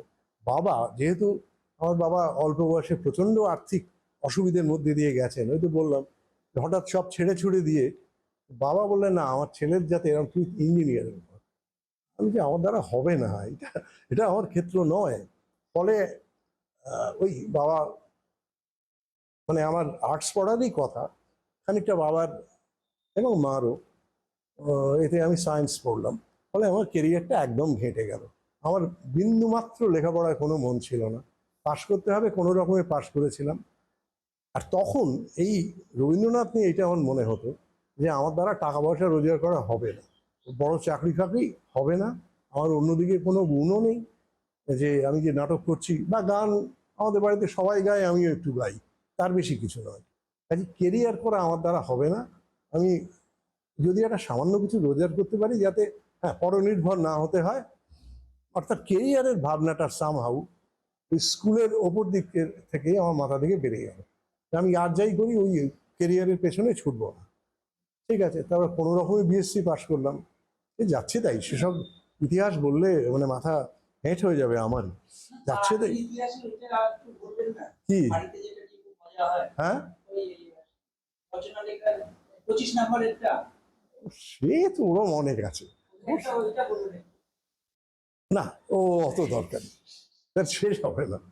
না, আমার যেটা যেটা এসেন্সটা যেটা বলতে চাইছি, যে এখানেও খানিকটা রবীন্দ্রনাথ আমাকে প্রভাবিত করেছিলেন। যে অর্থাৎ এই যে স্কুল কলেজে পড়ার বাইরে যে লেখাপড়ার বা জ্ঞান চর্চার একটা যে বিরাট জগৎ, সামহাও এটা মনে হয়েছিল তাহলে স্কুল কলেজের যে বিরাট কেরিয়ার, বিরাট চাকরি, এগুলো ছাড়াও একজন মানুষ স্বচ্ছন্দে বাঁচতে পারে যদি তার চাহিদাটা মোটামুটি সে কমিয়ে আনতে পারে। এইটা আমি যখন আমি কলেজ টলেজে পড়ছি আমার মাথায় এইটা ঢুকে গেছে যে আমি ওই রবীন্দ্রনাথ নিয়ে কাটাবো। এইটা আমার মতে একটা এক জীবনের কাজ। রবীন্দ্রনাথের একটা জিনিস হয়েছিল ওই 61 সালে, যেহেতু রবীন্দ্রনাথের শতবর্ষ, তখন ওই পশ্চিমবঙ্গ সরকারের ওই শতবার্ষিক এটা সংস্করণটা বেরোচ্ছে, এখনো আছে আমার কাছে। ওইটা বাড়িতে যেই আসতো কাড়াকাড়ি করে যেত, এনে অত বড় বাড়ি, এ নিচ্ছে ও নিচ্ছে, আমি ওয়েট করে থাকতাম। ওই দুদিন পর সবার উৎসাহ ঝিমিয়ে যেত। আমি একটা অবসেশনের মতো করে একটা নিজের কারিকুলাম তৈরি করে নিয়েছিলাম, আমি সব পড়বো, যে কিচ্ছু বুঝি না, কিচ্ছু বুঝছি না, ক্লাস 9, 10, 11 ওগুলো বোঝার কথাই নয়, কিন্তু রবীন্দ্রনাথের গোটা রচনাবলীটা আমি পড়ে ফেলেছিলাম। এক একটা করে আসতো আমার এই খ্যাপার মতো, 15 দিন, 20 দিন, 1 মাস, এই বুঝি না বুঝি সামহাউ কিছুটা মাথায় ঢুকে গিয়েছিল। ফলে আমার তখন মনে হয়েছিল যে আমি এই নিয়েই কাটাবো। ইতিমধ্যে একটা চাকরি বাকরি তো চাই, আমাদের সম্পত্তি নেই, জমি জমা নেই, কিছু নেই, টাকা পয়সা নেই। তো ওই বিএসসি পাশ করার পর ততদিনে ওই নকশালবাড়ির ঘটনা ঘটে গেছে। নকশালবাড়ির ঘটনা, আমি কিন্তু রাজনীতিতে আদৌ উৎসাহী ছিলাম না। একটা জেনারেল আবহ ছিল, সাংস্কৃতিক বামপন্থী আবহ, কিন্তু আমার এই মার্কস পড়া বা এই জিনিসে খুব একটা আগ্রহ ছিল না। বাড়িতে হতো নানা রকম, পাড়ায় দেখতাম দাদারা আসছে, নারান্দা, এইসব। তো নকশালবাড়ি ঘটনা যখন ঘটলো, তখনও 67 সাল, তখন আমি কলেজ থেকে বেরিয়ে গেছি বোধহয়, বা বেরোচ্ছি, যে আমাকে কিন্তু খুব স্পর্শ করেনি, বরং একটা এড়ে তর্ক করার ঝোঁক এসেছিল আমার, যে এই তীর ধনুক আর এইসব নিয়ে তোমরা মিলিটারি এগেনস্টে লড়বে, এটা হাস্যকর। তো কারণ এর যে অন্য যে গেরিলা যুদ্ধ বা এর যে অন্য ডাইমেনশন আছে, এইসব তখন আমি জানতামই না। আর এইসব কথা বড়দের মুখেও শুনতাম, যে কি ছেলে মানুষই করছে, শুধু শুধু প্রাণ যাচ্ছে এদের, এরা পুলিশ মিলিটারির সঙ্গে লড়বে কয়েকটা কৃষক তীর ধনুক নিয়ে। আমিও ভাবতাম যে এটা হঠকারিতা হচ্ছে। তারপর ওইটা আমি বলি না, ওই যে টার্নিং পয়েন্ট একটা হচ্ছে, ততদিনে আমরা ওখান থেকে চলে এসেছি এই যেটাকে মিল্ক কলোনি বলে বেলগাছিয়া, সেইখানে কোনো একটা উপলক্ষে বই টই ডিসপ্লে হচ্ছে, ওই কার্ল মার্কসের ওই যে বিখ্যাত জীবনীটা এমিল বার্নসের, বহু বহু লোকেরই আমাদের সময় হাতে খড়ি হয়েছে ওই বই করে। তো ওইটারই বাংলা অনুবাদটা আমি কৌতূহলবশত, যে চারদিকে এত শুনছি, অনেক বন্ধু বান্ধব নকশাল আন্দোলনে ঝাঁপিয়ে পড়ছে, ততদিনে কয়েকজন মারাও গেছে আমার বন্ধু বান্ধবের মধ্যে, কাজেই একটা ভেতরে অন্যরকম ফিলিং, যেটা জানা দরকার। ওই ছোট্ট বইটা বোধহয় কত 100-150 পাতার হবে, ওইটা কিন্তু আমার ঘুরিয়ে দিল। তাহলে আমার যে দৃষ্টিভঙ্গিটা এতদিন ধরে আমি যা যা নিজের জীবন নিয়ে যেভাবে ভেবেছি, শুধু রবীন্দ্রনাথ, আশেপাশে কিছু, হ্যাঁ সাহিত্য, সব ঠিক আছে, কিন্তু প্রকৃত দৃষ্টিভঙ্গি যা দিয়ে আমি জগৎ জীবনকে মেলাতে পারি, আমাকে মেলাতে পারি, রাষ্ট্রকে বুঝতে পারি, এটা আমি কিচ্ছু জানি না। তো ওই তখন ওই আমার বললেন না আমার ঝোঁক, তখন আমার মার্কসের প্রতি ঝোঁক গেল এক ধাপ থেকে। আর ওই অনুবাদের একটা অভ্যেস আমার বরাবরই ছিল, আমি যখনই যেটা পড়তাম আমি আমার মতো করে অনুবাদ করতাম মার্কসের লেখাগুলো। তো কাজেই ওই অনুবাদ করতে গেলে তো খুব খুঁটিয়ে পড়তে হয়, মানে প্রত্যেকটা লাইন, প্রত্যেকটা, কাজেই তখন ওইটা একেবারে নেশার মতো, অবসেশনের মতো মাথায় ঢুকলো। এবং আমি আশ্চর্য হয়ে গেলাম যে মার্কসের কিছু কিছু লেখা ধরুন আমি আমার মতো করে অনুবাদ করে ডায়েরিতে লিখে রেখেছি। ধীরেন মুখোপাধ্যায়ের মতো এত পণ্ডিত মানুষ, এখনো মনে আছে ওই ওই যে মার্কস অন ইন্ডিয়া, তো সেটা আমি আমার মতো করে করেছি তখন, ওই কলেজে পড়ি টড়ি। আর হীরেন মুখার্জির অনুবাদ, আমি দেখলাম অত পণ্ডিত মানুষ, উনি কত গভীরে গিয়ে ব্যাপারটা বুঝেছেন, তাহলে যে এই জিনিস তো বোঝবার সাধ্য আমার নেই। কিন্তু আমি এটাও বুঝলাম যে আমি ওই অনুবাদটা ওর চেয়ে অনেক সহজ করে করতে পেরেছি, কারণ আমি আমার মতো করে করেছি। আর উনি পণ্ডিত মানুষ, একটা স্কলারলি ওয়েতে, যেরকম হওয়া উচিত মার্কসের মতো। তো তখন আমার মাথায় ঢুকলো যে অনুবাদ ব্যাপারটা, এটাকে একটু, মানে আমি একটু একটু অরিজিনালি দেখতে শিখলাম, যে হীরেন মুখার্জি হতে পারেন এত বড় পণ্ডিত, ওর মতো ইংরেজি কে জানে, ওর মতো মার্কসিজম কে জানে, কিন্তু উনি লিখছেন যে অডিয়েন্সের জন্য, সেটা ওরই মতো পণ্ডিত, যে ওই পাণ্ডিত্য না থাকলে কিন্তু এই বাংলা চট করে মাথায় ঢুকবে না। তো তখন আমার একটা মাথায় ঢুকলো আচ্ছা, এই যে আমি যদি অনুবাদগুলো অন্যভাবে করি, যেটা মানে আমার নিজেরও উপকার হবে এবং আমি আমার মতো লোকের জন্য, যে পণ্ডিত নয়, এটা করতে গিয়ে আমার একটা অনুবাদের হাত মক্স করার একটা অভ্যেস চালু হয়ে গেল। তারপর যখন এই নকশাল আন্দোলন বেশ একটু মাথাচাড়া দিচ্ছে, তখন আমার কয়েকজন খুব ঘনিষ্ঠ বন্ধু, এই আজকেও কথা হচ্ছিল, ওই অনুপম দমদমে, সে এখনো আছে, শরীর টরীর ভেঙে গেছে। তো অনুপম একদিন হঠাৎ আমাকে, ও তার আগে এইটা বলি, হ্যাঁ তারপরে ওটা বলছি, কি করব, আমি তো বিএসসি পাশ করেছি। আমি ভাবলাম যে তারপরে আচ্ছা ঠিক আছে, এখনো তো আর্টস পড়া যায়। তো তখনকার দিনে একটা স্পেশাল বিএ না এসব কি ছিল, যারা অলরেডি গ্র্যাজুয়েট ওই ইংরেজি বাংলা দিয়ে তারা স্পেশাল বিএ, সেটা আমি করেছিলাম। সেখানেও যাচ্ছে তাই নম্বর পেয়েছিলাম, কারণ আমি সেখানে পণ্ডিতই ফলাতে, তখন আমি সাহিত্য ডুবে গেছি। এখনো মনে আছে সুরদাসের প্রার্থনা, রবীন্দ্রনাথের কবিতা নিয়ে প্রশ্ন এসেছিল, আমি তাতে টিএস এলিয়ট ফলিয়ে এত বড় উত্তর দিয়েছিলাম। আমার আমার স্থির ধারণা ওইটা দেখেই এক্সামিনার কেটে দিয়েছিল। যাচ্ছে তাই 49 পেয়েছিলাম। যে তো এইরকম আমি বুঝলাম ওর দ্বারা ওটা ওইসব হবে না আমার দ্বারা। তো এইবারে যে ধরুন আমি কি করব, তখন কাকা, এই আমার মেজো কাকা যিনি খুব অভিনয়ের দিকে ছিলেন, মেজো কাকা আমাদের একটা ব্যবসা করতেন। মেজো কাকা কিন্তু মানে আদৌ উচ্চশিক্ষিত ছিলেন না, খুব সামান্য ইংরেজি জানতেন, অল্প বিস্তর, বাংলাটা খুব ভালো জানতেন এবং অজস্র বই পড়তেন। মেজো কাকার কেনা ওই বুঝদাবালি দেশে বিদেশে আজও আমার কাছে আছে, আমি সেগুলো বাঁধিয়ে রেখে দিয়েছি, আমার জন্মের আগে কেনা। এইরকম এইগুলো আমাদের বাড়িতে ছিল। মেজো কাকার একটা কারখানা ছিল, সেটা একটু আনইউজুয়াল, এই প্রিন্টিং ইঙ্ক ম্যানুফ্যাকচারিং এর। ছাপার কালিতে ছোট্ট 7-8জন শ্রমিক ছিল। তো মেজো কাকা বললো যে তুই তো কিছুই করছিস না, তুই এ করবি, দেখবি পারিস কি না। ঠিক আছে। তো তখন কিন্তু মাথায় আমার ভালো রকম মানে মার্কসের অবসেশন তখন শুরু হয়ে গেছে। সেই অবসেশন নিয়ে আমি মালিকের ভাইপো হয়ে লাহিড়ী কুণ্ডু কোম্পানিতে যোগ দিলাম। ছোট্ট কারখানা, 7-8জন লোক, কিন্তু সেখানে ওই কালি তৈরির কাজটা আমার খুব ভালো লেগে গেল। একটা স্যাম্পল পার্টিকুলার গ্লোরিয়া রেড, সেটাকে পিগমেন্ট মিলিয়ে মিলিয়ে কি করে নতুন মানে ওই কালির শেড আনতে হবে, এটা আমার খুব মজা লেগে গেল, আমি শিখে ফেললাম। আর সেই সঙ্গে ওই ফ্যাক্টরি দেখাশোনার কাজ আমার উপরে দেওয়া হলো। মেজো কাকা ছিলেন আর একজন কুণ্ডুদা, তিনিও আমার খুব ছোটবেলার চেনা। এইখানে একটা অদ্ভুত ঘটনা, তখন ওই লাঞ্চের সময় একটা গোডাউন, গোডাউন মানে কি এইরকমই একটা ঘর, বেশি বড় না। তো আমি এমনি পায়চারি করছি এটা সেটা, হঠাৎ দেখি আমারই বয়সী তপন বলে একজন শ্রমিক, তার বাবা আবার আমাদের ড্রাইভার ছিল ফ্যাক্টরির। আমি দেখি তপন ওই কোণে বসে ঘাড় গুঁজে কি একটা যেন লিখছে। তো আমি একটু কৌতূহলবশত গিয়ে দেখি একটা ওই ছেঁড়া খবরের কাগজের ওপর, আর যেহেতু রঙের কারখানা প্রিন্টিং ইঙ্কের, সব ওই লাল কালি নিয়ে এসছে গ্লোরিয়া রেড, এত বড় বড় করে চারু মজুমদার লাল সেলাম লিখছে। তো আমি তো পেছন থেকে আমাকে দেখি একেবারে মুখ ফুক সাদা হয়ে গেছে।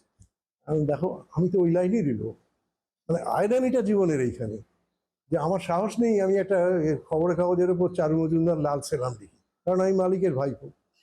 তো ও আঁতকে উঠলো, আমি দেখো তখন আমি কিচ্ছু দেখিনি, কিন্তু দোহাই দোহাই ফ্যাক্টরির মধ্যে লাগিও না, বাইরে তুমি যা খুশি করো। আমার কাকাও কিন্তু বামপন্থী ছিলেন, এবং কাকা এই যে ছোট্ট ওই ফ্যাক্টরি, তার মধ্যে তিনি কিন্তু নানান ইনোভেশন চালু করেছিলেন। কিন্তু সেইখানে থেকে আমি যেটা বলতে চাইছি, আমি বছরখানেক ছিলাম, আমি এইটা বুঝলাম যে আমার কাকা অত্যন্ত শ্রমিক দরদি লোক ছিলেন, তার একটা বামপন্থী ভিশন ছিল নিজের, কিন্তু মালিক শ্রমিক ওটা দুটো আলাদা জিনিস। এটা এরা যে মানে এরা না জেনে এক্সপ্লয়েট করে। এই যে মার্কসের সারপ্লাস ভ্যালু ব্যাপারটা, যে মালিক ভালো হলেও বা মালিক খারাপ হলে কিছু এসে যায় না। সারপ্লাস ভ্যালু এমন একটা জিনিস যেটা শ্রমিকের শোষণ না করে হয় না। এইটা আমার মাথায় ঢুকে গেল যে ভালো ক্যাপিটালিস্ট খারাপ ক্যাপিটালিস্ট এইটা হয় না। ক্যাপিটালিজম অ্যাজ এ সিস্টেম, আমার এই ওইটুকু ফ্যাক্টরি, তাতেই যদি এই হয়, তাহলে বড় বড় ফ্যাক্টরিতে না জানি এক্সপ্লয়টেশনের চেহারাটা কি। তো তখন আমি ছেড়ে তো দিলাম, ছেড়ে দিয়ে খাবো কি, আমি তো বিএসসি পাস একটা ছেলে, কোনো কোয়ালিফিকেশন নেই। তখন ওই মেডিকেল রিপ্রেজেন্টেটিভ, আমি দেখলাম যে হ্যাঁ ওটা একটু বলচাল থাকলেই চাকরি পাওয়া যায়। পেয়ে গেলাম, অ্যালেমবিকে গেলাম, চাকরি পেলাম। আমি বড়দা গেলাম ট্রেনিং এর জন্য। সেখানে আরেকটা অভিজ্ঞতা যে বড়দায়, সেটা তখন বিজেপি আমল নয়, কিন্তু আমার এটা ক্লিয়ারলি মনে আছে, সেখানে ওই প্রথমেই আমাদের প্রায় 2 মাস, হ্যাঁ, প্রায় 7 সপ্তাহ ট্রেনিং দিত। খুব ভালো ট্রেনিং ছিল সেটা, মানে প্রায় আধা ডাক্তার বানিয়ে ছাড়তো। এখন সেটা উঠে গেছে, কিন্তু ওখানে যে সারা ভারতের একটা ক্রস সেকশন পেলাম, একসঙ্গে 42টা ছেলে সারা ভারতবর্ষ থেকে গেছে। তখন আমি একটা জিনিস রিয়েলাইজ করলাম যে বাঙালি হিসেবে আমাদের একটা বিরাট জোরের জায়গা হচ্ছে এই রবীন্দ্রনাথ। কতগুলো জিনিস আপনা থেকে আমাদের মনের মধ্যে টেক ইট ফর গ্রান্টেড, এটা এটা তো সাধারণ ব্যাপার। আমি দেখলাম না, ওখানে গিয়ে যে পাঞ্জাব থেকে এসছে, যে মহারাষ্ট্র থেকে এসছে, তারা অন্যদিকে খুব ভালো ছেলে। কিন্তু এই যেমন ওই উদাহরণ দিলে বোঝা যায় যে গান বাজনার ক্ষেত্রে আমি দেখেছি মহারাষ্ট্র থেকে একটি ছেলে এলো, সে মানে রবীন্দ্রনাথে একটু ছোট বয়স থেকে চর্চা ছিল বলে কতগুলো জিনিস একদম সুবিধে হয়। এখনো মনে হয় সতীশ সামন্ত না এরকম কি নাম। তো আমি ওকে কথায় কথায় বললাম যে মহারাষ্ট্রে তো তোমাদের গান বাজনা তো ঘরে ঘরে। বললে হ্যাঁ তা ঠিক। তা তুমি বলে হ্যাঁ, বলে সে বিনা মানে কোনো রকম ইয়ে ছাড়া, ভূমিকা ছাড়া টেবিল বাজিয়ে পাক্কা ধ্রুপদ গেয়ে দিল। আমি হ্যাঁ, এবং সেটা মানে আমি কিভাবে যে মানে মুভড হয়েছিলাম, আমাদেরই মতো সাধারণ ছেলে। কিন্তু আমি দেখলাম বাকিরা, এমনকি তার মধ্যে বাঙালি অন্য যারা ছিল, তারা কিন্তু ওইভাবে অ্যাপ্রিসিয়েট করলো না। কারণ সে যে ধ্রুপদরা গিয়েছিল, তার রবীন্দ্রনাথের অনেক গানের মধ্যে সেই ছাপটা আছে, সেটা ইমিডিয়েটলি আমার মনে রেজিস্টার করেছে। এটা একটা জিনিস। তারপরে যে ধর্ম নিয়ে, তখন আমি যে খুব কট্টর ধর্মবিরোধী এরকম নয়, তবে কোনোদিনই ধর্মের বাতিকে আমাদের বাড়িতে ছিল না। ওই যে বললাম, আমার ঠাকুমা কিচ্ছু মানতেন না, কোনোদিন পুজো আর্চা করতে দেখিনি। কিন্তু এইটা আমার মনে হলো যে ধর্ম নিয়ে বাড়াবাড়ি না থাকাটা, এই যে বাঙালি মিডল ক্লাসের মধ্যে, it is due to Rabindranath. এটা কিন্তু যারা অতিরিক্ত বিবেকানন্দ ভক্ত, তাদের মধ্যে এটা নেই। তারা একটু বেশি ধর্মের দিকে, আমাকে একটু জল দেবে। আর তো তখন আমার মনে হলো, এই যে অল ইন্ডিয়া পার্সপেক্টিভে যখন দেখছি, তখন নকশালবাড়ির ঘটনা ঘটে গেছে 72 সাল। আমি নিজে লেখালেখি আরম্ভ করে দিয়েছি প্রস্তুতি পর্ব পত্রিকায়। হ্যাঁ,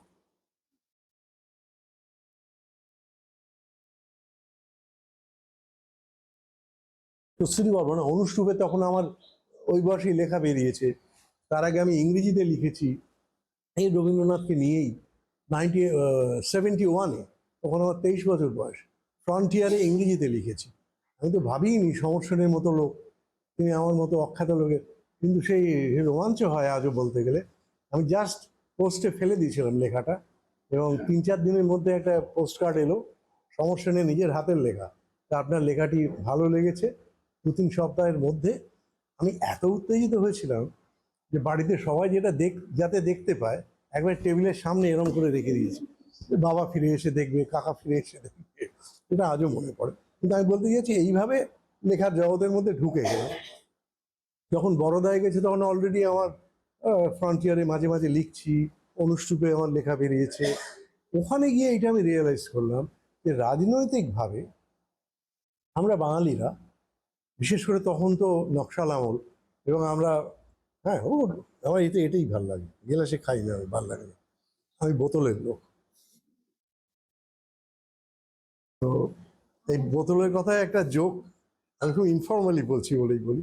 একটা জানেন, একটা ঘটনা আছে যে শিবরাম চক্রবর্তী, উনি এই শরৎচন্দ্রের দেনা পাওনা উপন্যাসটাকে ষোড়শী নাম দিয়ে নাট্যরূপ দিয়েছিলেন, এবং সেটা শিশির ভাদুড়ী মঞ্চস্থ করেন, এবং এটা একটা মানে রানঅ্যাওয়ে সাকসেস।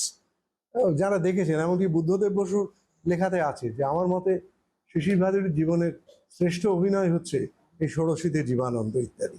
তো সেটা সারা কলকাতা শহরে পোস্টার পড়ছে যে এই শরৎচন্দ্র লিখিত ও নাট্যরূপ প্রদত্ত, মানে নাট্যরূপটাও দিয়েছেন শরৎচন্দ্র। এই বললে পাবলিসিটিটা বেশি হবে সারা কলকাতা শহর জুড়ে। শিবরাম চক্রবর্তীর ওর বইতে আছে, ওর এই ঈশ্বর পৃথিবী ভালোবাসাতে ঘটনাটা আছে, যে উনি বলছেন যে এটা তো মানে আমাকে ঠকানো হলো। তখন ওরও অল্প বয়স, যে শিশির ভাদুড়ী বিখ্যাত লোক, তো তখন উনি একটা জোক, তার থেকে মনে পড়লো, উনি তো পানের মাস্টার। জোকটা ছিল এই, শিশির ভাদুড়ি নহ বোতলের তুমি।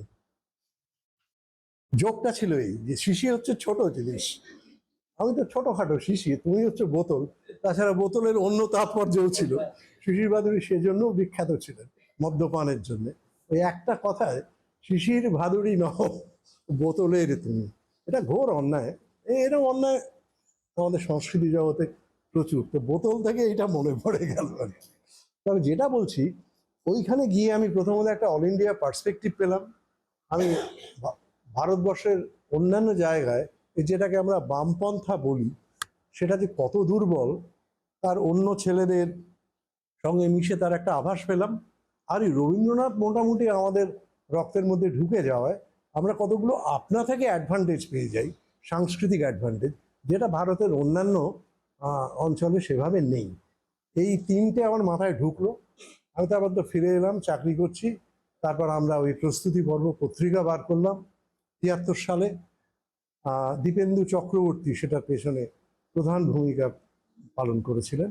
দীপেন্দুবাবু ইয়েতে, দীপেন্দু মানে উৎপলেন্দুর দাদা। আপনি উৎপলেন্দুকে চেনেন, চিনতেন হয়তো, জানি না। উৎপলেন্দু আমাদের খুব বন্ধু ছিল সেই সময়, পরে তো একটু বিচ্ছেদ হয়ে গেল।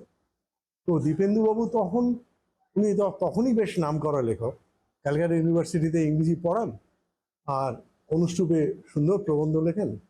তো অনুষ্টুপে যা হয়, সম্পাদকের সঙ্গে একটু মনোমালিন্য হলো, তখন উনি বললেন একটা কাজ করবেন, আমরা আমাদের মতো একটা পত্রিকা বার করি।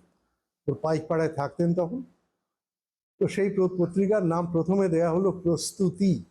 তো রেজিস্ট্রেশন পেলাম না, 4টে সংখ্যা ওইভাবে বেরোলো। তারপরে রেজিস্ট্রেশনের জন্য প্রস্তুতি পর্ব নাম দেওয়া হলো, যেটা 85 বোধহয়, হ্যাঁ ওইরকম সাল অব্দি বেরিয়েছিল। প্রথমে দীপেন্দুবাবু সম্পাদক ছিলেন, তারপর দীপেন্দুবাবুও সরে যান। তারপর আমি সম্পাদক প্রকাশক হই, এবং আমাদের একটা অসাধারণ একটা বন্ধু কাম সম্পাদক মণ্ডলীর টিম ছিল। সলিল বিশ্বাস, পুলক চন্দ্র, যারা এখন বিখ্যাত লোক সব, সলিল তো চলেই গেছে। আরেকজন ছিল আমাদের মধ্যে কল্যাণ মাইতি, সে দীপেন্দুবাবুর ছাত্র। সে দারুণ অনুবাদ করতো আর আঁকতো। আমাদের প্রত্যেকটা ইয়ের কভার কল্যাণ মাইতি করতো, সেগুলো দেখবার মতো জিনিস হতো। কল্যাণও অল্প বয়সে মারা গেছে। আর ছিল প্রাবৃট দাস মহাপাত্র। সে, আর এই প্রাবৃট নাম, এটা নাকি একমাত্র বঙ্কিমচন্দ্র ও দুর্গেশ নন্দিনীতে একবারই ব্যবহার করেছেন। আমরা বলতাম, আর দ্বিতীয়বার তোমার নামটা নাকি ওর ঠাকুমা ওকে দিয়েছিল। তোমার ঠাকুমা নিশ্চয়ই বঙ্কিমের ভক্ত ছিলেন। প্রাবৃট নাম কখনো শুনেছেন? আমি শুনিনি, ওই একবারই। তো এই যে প্রস্তুতি পর্ব কেন্দ্র করে তখন আমাদের, হ্যাঁ, সিদ্ধার্থ না, সিদ্ধার্থ তখন ছিল না, ওর সঙ্গে পরে যোগাযোগ। ওই আমাদের টিমে এই কজন। তো এইরকম হতে হতে কাগজ নিয়ে আমরা খুব উত্তেজিত। কাগজ বেশ অবাক লাগে আজকে ভাবলে, ১,৫০০ কপি ছাপতাম। ১,৫০০ কপি, 3 মাসে একটা বেরোতো, একটা কপি পড়ে থাকতো না। ইনফ্যাক্ট আমার কাছে কিচ্ছু নেই আজকে বললে, ওই একটা দুটো ছাড়া পুরোনো কপি কিচ্ছু নেই আমার কাছে। কিন্তু এটা কল্পনা করা যায়, আজকে লিটল ম্যাগাজিন 500 কপি কেউ ছেপে বিক্রি হলে বলে খুব ভালো, তখন আমরা ১,৫০০ কপি ছাপতাম। তো এইরকম হতে হতে এমার্জেন্সি ৭৫, সাংঘাতিক একটা ঘটনা। ইতিমধ্যে আমার সঙ্গে যোগাযোগ হয়ে গেছে গৌরী প্রসাদ ঘোষের, ওটাও আমার জীবনের একটা বিরাট পাওনা। উনি মস্ত বড় ইংরেজি স্কলার, মানে শেক্সপিয়ার স্কলার এবং রবীন্দ্রনাথের স্কলার। রবীন্দ্রনাথের উপর ওর অসাধারণ বই আছে, শেক্সপিয়ারের ওপরেও আছে, সেটা কেমব্রিজেও সেটা সুনাম পেয়েছিল। উনি আবার এই নকশাল আন্দোলনের একজন মস্ত বড় তাত্ত্বিক ছিলেন। এই যে ফ্রন্টিয়ার পত্রিকায় উনি জিপিজি, গৌরী প্রসাদ ঘোষ এই নামে আরো বিভিন্ন ছদ্মনামে কঠিন কঠিন প্রবন্ধ লিখতেন। সে বেশ বুঝতে অসুবিধে হতো। কিন্তু ওর সঙ্গে আমার এই রবীন্দ্রনাথকে মানে প্রচন্ড, আমি তখন ওই নকশাল আন্দোলনের সরোজ দত্ত তখন যে একটা থিসিস দিয়েছিলেন, এই যে রবীন্দ্রনাথ বলুন, বিবেকানন্দ বলুন, বিদ্যাসাগর বলুন, রামমোহন বলুন, এরা হতে পারে এরা বিরাট বিরাট বিরাট মানুষ, কিন্তু এটা দেশের জনগণের জন্য কি করেছে? জনগণ বলতে কৃষক শ্রেণী, যাদের করুণায় আমরা অন্ন পাই, তারা যখন সংগ্রাম করছে তখন এরা কি করেছে? এই প্রশ্নটা সরোজ দত্ত শশাঙ্ক নামে উনি ছদ্মনামে লিখতেন। তারপর তো আমরা জানি ওকে তো গুলি করে ময়দানে ফেলে রাখা হয়েছিল। তো সেই ধরনের লেখা ওইটা আমাকে খুব, যেহেতু আমি একেবারে মানে রবীন্দ্র নিমগ্ন ছিলাম, রবীন্দ্রনাথ ছাড়া একটা সময় আমার জীবনে কিছু ছিল না, সেই জন্যই ওইটা আমাকে প্রচণ্ডভাবে আঘাত করলো। সত্যিই তো আমি যেরকম কখনো ভাবিনি। তো তখন আমি কিছুকালের জন্য, মানে এখন খুব লজ্জা হয় বলতে, আমি প্রচণ্ড মানে রবীন্দ্র বিদ্বেষী হয়ে উঠলাম। মানে মানে নিজের সঙ্গে লড়াই করে যে আমি দেখি তো কতটা আক্রমণ করতে পারি এই লোকটাকে, যে আমার জীবনের সব। আমি তখন ওই একটা প্রবন্ধ লিখেছিলাম, যে রবীন্দ্রনাথ আমাদেরই লোক বলে জিজ্ঞাসা চিহ্ন, রবীন্দ্রনাথের এই কবিতা থেকে নিয়ে। তাতে আমি দেখাবার চেষ্টা করেছিলাম ওই সরোজ দত্ত থিসিসটাকে, যে ওই চৈতালির একটা সনেট, যে সেখানে অনাবৃষ্টি এটার নাম, সেখানে লাইনটা এক্ষুনি মনে নেই, তাতে এরকম মানে লাইন ভাবটা এরকম যে কৃষক কন্যা তারা আকাশের দিকে তাকিয়ে প্রার্থনা করছে যে বৃষ্টি যেন আসে, বৃষ্টি যেন আসে, তাহলে দুর্ভিক্ষ কেটে যাবে। তারপরে রবীন্দ্রনাথ বলছেন, কলিকালে হায় দেবতারা বৃদ্ধ আজি, নারীর মিনতি এখন কেবল খাটে মানুষের প্রতি। আমি সেটাকে, যে রবীন্দ্রনাথ এইভাবে ওদের যে বুক ফাটা প্রার্থনা, খেতে না পেয়ে মানে নষ্ট হয়ে যাচ্ছে জমি, ফাটাফুটি হয়ে যাচ্ছে, সেইখানে সে বলছে যে বৃষ্টি দে, সেটাকে নিয়ে উনি এই ধরনের রসিকতা করতে পারলেন। যে দেবতারা তো বৃদ্ধ হয়ে গেছে, মেয়েদের মিনতি তাদের কানে আর পৌঁছয় না, এখন বড়জোর পুরুষের কানে পৌঁছয়। এইটা আমি তেড়ে গালাগাল দিয়েছিলাম রবীন্দ্রনাথকে, এবারে ক্ষমাই চেয়ে নিচ্ছি।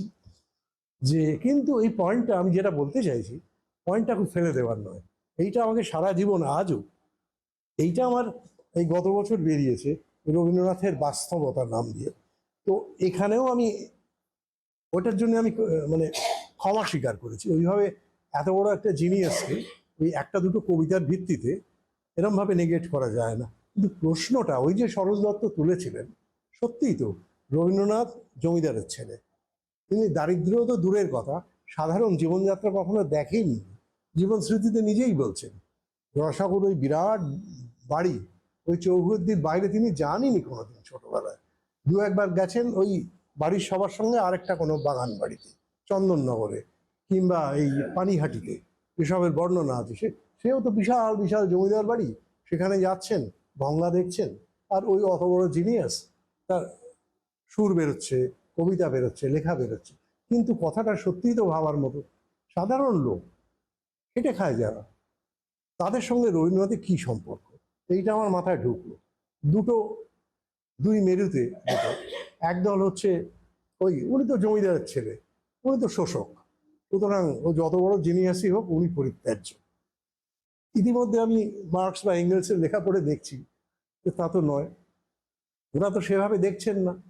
যে বালজাকের মতো অত বড় উপন্যাসী, পরিষ্কার মার্কস বলছেন, এঙ্গেলস বলছেন, রাজনৈতিক চিন্তা ভাবনা তিনি অত্যন্ত প্রতিক্রিয়াশীল, রাজপন্থী, রয়্যালিস্ট। তারই উপন্যাস, সেখানে তিনি ফুটিয়ে তুলছেন যে জীবন, সেখানে একেবারে মানুষের জীবন ফুটে উঠছে, সমাজের কন্ট্রাডিকশনগুলো বেরিয়ে আসছে, সমাজের শোষণ ওই রকম ভিভিড চিহ্ন অন্য কোনো উপন্যাসে তখন বেরোচ্ছে না। তাহলে পয়েন্টটা কি? একজন শিল্পী, আর্টিস্ট, তার রাজনীতিটা কি, বা সে নিজে কোন শ্রেণী থেকে আসছে, তার চেয়ে অনেক বড় কথা সে কি সৃষ্টি করলো। এইটা পরে পরবর্তীকালে লেনিনের লেখা যখন পড়ছি, সেটা তো আরো, ট্রটস্কি এই টলস্টয় নিয়ে লেনিনের যে বিখ্যাত লেখা, যে টলস্টয় তিনিও তো মস্ত বড় জমিদার, তিনি তো অনেকটা আমাদের গান্ধীপন্থী এই ধরনের কথাবার্তা বলতেন। রাজনীতির দিক থেকে তাকে একজন কমিউনিস্টের পছন্দ করার কোনো কারণ নেই, লেনিনও করতেন না, কারণ রাজনীতিটা পছন্দ করতেন না। সেই লোক বলছেন যে টলস্টয়ের উপন্যাসে রাশিয়ার কৃষি জীবন, কৃষক জীবন যে ভিভিডনেস নিয়ে ফুটেছে আর কোনো উপন্যাসে আসেনি। অর্থাৎ সেক্ষেত্রেও টলস্টয়ের শ্রেণী পরিচয়, টলস্টয়ের রাজনীতি, তার চেয়ে অনেক বড় কথা তার সৃষ্টি।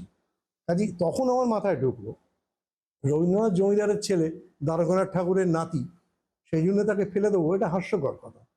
তার সৃষ্টির মধ্যে দেখতে হবে যে সমাজ, শ্রেণী পরিচয় আর তার নিজের দ্বন্দ্ব, এইটা আমার খুব কেবলই মনে হয়, এখনো আমি এই বইটাতে বলবার চেষ্টা করেছি, প্রত্যেক মানুষের, আমি আমার নিজের জীবন দিয়ে ভাবি যে ধরুন আমি নিজে যখন তেড়ে ফুঁড়ে মার্চ করছি, তেড়ে ফুঁড়ে ভাবছি নকশাল বাড়ি এবার বিপ্লব হবে, কিছুই হয়নি, কিন্তু এইরকম যখন ভাবছি তখন আমার পরিচয় হচ্ছে মালিকের ভাইপো। সেখানে যে ছেলেটি চারু মজুমদার লাল সেলাম লিখছে সে আমাকে দেখে আঁতকে উঠছে, অথচ তার সঙ্গেই আমার আত্মীয়তা হওয়া উচিত। কিন্তু আমি বলছি তুমি বাবা ফ্যাক্টরির মধ্যে এটা মেরো না, তুমি বাইরে যাও। তো এই যে আমার নিজের কন্ট্রাডিকশনটা, এটাকে যদি অনেক বাড়িয়ে নেওয়া যায়, রবীন্দ্রনাথের কন্ট্রাডিকশনটা তাহলে কি, এইটা আমার মাথায় ঢুকলো যে ওর নিজের জীবনের যে কন্ট্রাডিকশন, এই বড় লোকের বাড়ির ছেলে, জমিদার ঘরের ছেলে, অথচ একই সঙ্গে ওই রকম গলা, ওই রকম তার লেখালেখি, নিজের জিনিয়াসটা সে অল্প বয়স থেকে বুঝতে পারছে, তাহলে তার বাড়ির সঙ্গে কন্ট্রাডিকশনটা কোথায়? এইটা কিন্তু সচরাচর রবীন্দ্র সাহিত্যে আসে না, সেভাবে আসে না। এইটা খুঁজতে গিয়ে তো আমি দেখলাম অদ্ভুত সব জিনিস বেরিয়ে আসছে। আমরা চিরকাল বা এখনো অনেকেই বলেন যে রবীন্দ্রনাথ ব্রাহ্ম সমাজের, অল্প বয়স থেকে ব্রাহ্ম সমাজের আচার্য হয়েছেন, মাহোৎসবে গান গেয়েছেন, গান রচনা করেছেন, ঠিক কথা। পরবর্তীকালে দেখছি উনি যখন হেমন্তবালা দেবীকে ধর্ম নিয়ে যেসব চিঠিপত্র বুড়ো বয়সে লিখছেন, সেখানে তিনি কি বলছেন, চাঁচা ছোলা ভাষায় বলছেন যে আমার পরিবারে ধর্মের সঙ্গে আমার মনের মিল কোনো দিন ছিল না, ছোট বয়স থেকেই ছিল না। তাহলে উনি এটাও বলছেন যে আমি বাইরে বিদ্রোহটা করিনি, আমি ওই যে টানাটানি, ঠিক এই শব্দটা ব্যবহার করেছেন, অর্থাৎ এই কন্ট্রাডিকশনটা, ওই টানাটানিটাকে নিজের মনের মধ্যে আমি অন্তঃস্থ করে নিয়েছি। তার মানে উনি এই যে ব্রাহ্ম সমাজের হয়ে এইসব কথাবার্তা বলছেন, আচার্য হচ্ছেন, এগুলো ওর মনের, ওর আসল কাজ নয়, সেটা উনি বুঝতে পারছেন যে উনি নিজের মনের বিরুদ্ধে গিয়ে করছেন। এই দ্বন্দ্বটা ওর মধ্যে প্রচণ্ডভাবে ছিল। এটা আমার একটা হাঞ্চ ছিল। পরে আমি নানান বই টই করে খানিকটা একটা ধারণা তৈরি করেছি যে দ্বন্দ্বের চরিত্রটা এইরকম। উনি তো মধুসূদনের মতো ছিলেন না যে একদম বিদ্রোহ করে বাড়ি ছেড়ে বেরিয়ে যাব। আমি ওই মেয়েটাকে পছন্দ করেছি, ও যাতে খ্রিস্টান, আমি খ্রিস্টান হয়ে তাকে বিয়ে করব, বাবা কি মনে করলো আই ডোন্ট কেয়ার। রবীন্দ্রনাথ একেবারে উল্টো, পিতৃভক্ত। তাছাড়া এখানে খুব গোদা বাংলায় বললে একটা কথা ছিল, রবীন্দ্রনাথের তো এক পয়সা রোজগার ছিল না। রবীন্দ্রনাথ ছোট ছেলে, পরে ওর ওর ওপর জমিদারির ভার দেওয়া হয়েছিল, কিন্তু দেবেন্দ্রনাথ ওকে 200 টাকা, তখনকার দিনে 200 টাকা বিরাট, 1861 সালে যে জন্মেছে, কিন্তু রবীন্দ্রনাথের নিজের রোজগার বলতে 200 টাকা। বিয়ে করার পরে ওর স্ত্রীর জন্য আরো 100 টাকা মাসোহারা দেওয়া হতো। আর আর কি, বাড়ির আর কোনো খরচ নেই, ন্যাচারালি খাওয়া দাওয়া, যেখানে যা যাচ্ছেন, বাড়ির গাড়ি, বাড়ির সব। কিন্তু ওনার নিজের রোজগার, এটা আমি স্থির বিশ্বাস করি, একটা অর্থনৈতিক স্বাধীনতা মানুষের যদি না আসে, সে কিন্তু সেই পরাধীনতাটা অন্যভাবেও প্রকাশ পায়। উনি যে দেবেন্দ্রনাথের প্রতি এত অনুগত, এত অনুগত, দেবেন্দ্রনাথ মারা যাওয়ার পর সেই বিখ্যাত গান কোন আলোতে প্রাণের প্রদীপ উনি লিখছেন, খুব ঠিক করা, কিন্তু দেবেন্দ্রনাথের মধ্যে যে নীচতাগুলো ছিল, জমিদার হিসেবে যে অন্যায় কাজগুলো তিনি করেছিলেন, তার প্রত্যেকটা রবীন্দ্রনাথ মাথা নিচু করে মেনে নিয়েছিলেন। আমি এইখানে কন্ট্রাডিকশনের জায়গায় আসছি। ধরুন উদাহরণ, রবীন্দ্রনাথের ভীষণ প্রিয় পাত্র বলেন্দ্রনাথ ঠাকুর, কেউ খুব অল্প বয়সে মারা যায়। তো বলেন্দ্রনাথ যখন মারা গেল, কোথায় 30ও হয়নি তখন, তার স্ত্রী, তার নামও সাহানা, তো সাহানা বিধবা হলো। বিধবা হয়ে সাহানা ফেরত চলে গেল বাপের বাড়িতে, এলাহাবাদে। ঠিক আছে, চলে গেছে বাপের বাড়িতে। হঠাৎ খবর এলো যে সাহানার আবার বিয়ে দেওয়ার সম্বন্ধ হচ্ছে। তখন বিধবা বিবাহ আইনসম্মত। এইটা শোনা মাত্র দেবেন্দ্রনাথ ঠাকুর অফ অল পিপল রবীন্দ্রনাথকে বলছেন তুই এখনই ছুটে যা, গিয়ে এক্ষুনি বিয়েটা বন্ধ কর, এক্ষুনি বিয়েটা বন্ধ কর। সে কোনো অন্যায় করছে না, কোনো বেআইনি কাজ করছে না, এবং রবীন্দ্রনাথ বিনা বাক্যে বাবা বলেছেন সেখানে চলে গেলেন, বিয়ে বন্ধ করলেন। শুধু তাই নয়, নিজের স্ত্রীকে চিঠি লিখছেন যে আমার মনে মনে ভয় ছিল এখানে এসে অনেক অশান্তি হবে, এসব কথা বলতে গিয়ে কিন্তু কোনো অশান্তিই হলো না, আমি একবার বলতেই ওরা মেনে নিল। এটা কি রবীন্দ্রনাথের মতো মানুষের কাছ থেকে আমরা আশা করি? আমরা করি না। কিন্তু এটা মেনে নিয়েছিলেন কেন? বাবা বলেছেন। এরকম অজস্র উদাহরণ আছে। আরেকটা উদাহরণ আমি সবাইকে দিয়ে থাকি, যে রবীন্দ্রনাথের এই যে মেনে নেওয়ার আপোষ প্রবণতার ফলে ও যে যে মানে কন্ট্রাডিকশনটা ভেতর থেকে স্ববিরোধিতা, একটা মহেন্দ্রলাল সরকার যিনি এই কত বড় ডাক্তার এবং Indian association for the cultivation of সায়েন্সের প্রতিষ্ঠাতা, মহেন্দ্রলাল সরকার বসে আছেন সভাপতি, রবীন্দ্রনাথের পুত্রস্থানীয়, রবীন্দ্রনাথ বক্তৃতা দিচ্ছেন, অসামান্য সেই বক্তৃতা, ভারতবর্ষীয় বিবাহ, সেখানে যে কেন মেয়েদের অল্প বয়সে বিয়ে করা উচিত না তার ফিজিওলজির বর্ণনা দিচ্ছেন। ফিজিওলজি একদম পরিষ্কার, মেয়েদের দেহ অপরিণত থাকে, সুতরাং এই বয়সে সন্তান ধারণ করা সন্তানের পক্ষে এবং মায়ের পক্ষে প্রচণ্ড বিপজ্জনক। এক অসামান্য, সে বক্তৃতা পড়লে আজকেও অবাক লাগে, কি পরিচ্ছন্ন বৈজ্ঞানিক দৃষ্টিভঙ্গি। আমার কথা হচ্ছে, যিনি ওই বক্তৃতা দিচ্ছেন তার তখন ২৬ বছর বয়স, তার তখন এক কন্যা জন্মে গেছে এবং তার স্ত্রীর গর্ভে তার আরেকটি সন্তান রয়েছে। তার স্ত্রীর বয়স তখনও ১৬ পেরোয়নি, অর্থাৎ ১১ না ১২ বছর বয়সে তার পত্নীর প্রথম সন্তান হয়। তাহলে যিনি বাল্যবিবাহের বিরুদ্ধে এত কথা বলছেন, এটা কেন অবৈজ্ঞানিক তার একদম ডাক্তারের মতো করে বোঝাচ্ছেন। তার নিজের জীবন তো এই, সেটার পেছনেও কিন্তু দেবেন না। এদের এই যে একটা অদ্ভুত পারিবারিক আভিজাত্যের ব্যাপার ছিল যে, এবং এরকম তো ইন্দিরা দেবী চৌধুরানী পরে বলেছেন যে রবীন্দ্রনাথের হয়তো এই বিয়েতে খুব মত ছিল না, তিনি একেবারেই রবীন্দ্রনাথের যোগ্য ছিলেন না। রবীন্দ্রনাথের ২১-২২ বছরেই তার যা জিনিয়াস, তার যদি ওই যোগ্যতার বিচার করেন, ওই মেয়েকে রবীন্দ্রনাথের পছন্দ করার কোনো কারণ নেই। তিনি মেনে নিয়েছিলেন, খুব সুখে জীবনযাপন করেছিলেন, সেটা আলাদা কথা। কিন্তু এই যে পারিবারিক এইভাবে বিনা দ্বিধায় মেনে নেওয়া, আমার এইটা মনে হয়, যেটা লেনিন টলস্টয় সম্বন্ধে বলছেন, মার্কস বালজাক সম্বন্ধে বলছেন, যে জিনিয়াস এমন একটা জিনিস সেটা কিন্তু ক্লাসকে অতিক্রম করে যায়। সেটা বলে মার্কস বলছেন এ সম্বন্ধে, বালজাক সম্বন্ধে। এই লোকটা তো মানে একবারে ডাহা প্রতিক্রিয়াশীল লোক, রাজভক্ত লোক, কিন্তু যখন সে উপন্যাস লেখে সে অন্য মানুষ। অর্থাৎ এই শিল্পী সত্তা যেটা, এটা কিন্তু শ্রেণী সত্তাকে ওভারকাম করে যায়। তো এইটা যদি আমি মেনে নিই ঠিক বলে, না মেনে নেওয়ার কোনো কারণ নেই, অজস্র উদাহরণ আছে, তাহলে রবীন্দ্রনাথের ক্ষেত্রেও এটা প্রযোজ্য। এই যে কাজগুলো রবীন্দ্রনাথ করছেন, অনৈতিক কাজ, অন্যায় কাজ, সেটা উনিও বুঝছেন যেটা অন্যায় কাজ, সে বাবার জন্যই হোক যার জন্যই হোক, উনি তো মেনে নিচ্ছেন। এই যে মেনে নেওয়াটা, এটা তো আমাদের মতো সাধারণ লোকের ব্যাপার নয়, এদের জিনিয়াসের লেভেলটাই অন্যরকম। তো এইটা ওর মনের মধ্যে কি ধরনের যন্ত্রণা বা জ্বালা সৃষ্টি করত, সেই থেকে এই যে রবীন্দ্রনাথের গান নিয়ে, রবীন্দ্রনাথের এই যে গানটা গাইলেন, আধা ইচ্ছা আধা ইচ্ছার সংকট, মানে কি? রবীন্দ্রনাথের জীবনটা একবার ভাবুন, ওই আধা ইচ্ছার সংকট হতে মুক্তি চাইছে। একদিকে অতি ইচ্ছা, একদিকে আধা ইচ্ছা, এইটা রবীন্দ্রনাথের মানে কন্ট্রাডিকশন, বেসিক কন্ট্রাডিকশন, একদম জীবন থেকে উঠে আসা। তখন মনে হলো যে যেগুলোকে আমরা পূজার গান বলে একসময় একটু হেলাফেলাই করতাম, ও খালি ঠাকুর দেবদার কথা বলেছে, এগুলো মোটেই তা নয়। বিটুইন দ্য লাইন্স আপনি যদি জীবনের ঘটনার সঙ্গে বা কোন পর্বে কি ভাবছেন সেই ভাবনাটার সঙ্গে মিলিয়ে যদি করেন, দেখবেন পূজার গানগুলোর অর্থ বদলে যায়। একটা গান নয়, অজস্র গান এরকম দেখানো যায়। আমি কিছু কিছু দেখিয়েওছি। আর ইনি একটা ইংরেজিতে, আমি একটা প্রবন্ধ লিখেছিলাম, সুকান্ত চৌধুরী, উনি একটা কম্পানিয়ন টু রবীন্দ্রনাথ ট্যাগোর বলে বার করেছিলেন, মানে রবীন্দ্রনাথের সুর নিয়ে সেখানে লিখেছিলাম। আমি লেখবার অধিকারী নই, ঘটনাচক্রে আমাকে লিখতে হয়েছিল। তো তাতে আমি এই জিনিসটা দেখিয়েছিলাম। উনি বলেছিলেন, আপনি উদাহরণ দিতে পারেন? হ্যাঁ, সুবিনয় রায়ের বিখ্যাত গান সংশয় তিমিরও মাঝে, দেখতে পারেন গানটা, সংশয় তিমিরও মাঝে। তাতে আছে, এটা এমনিতে অ্যাপারেন্টলি মনে হবে ওই ভগবানের কথা, ব্রহ্মের কথা, তার মাঝে এরম লাইন আছে, দেখি মনে করতে পারি কিনা, মানে লাইনটা মনে পড়ছে না। এটা হচ্ছে যে, আমার জীবনে সবকিছুই তো ফাঁকা, আমি জীবনে যা কিছু করছি সব বৃথা।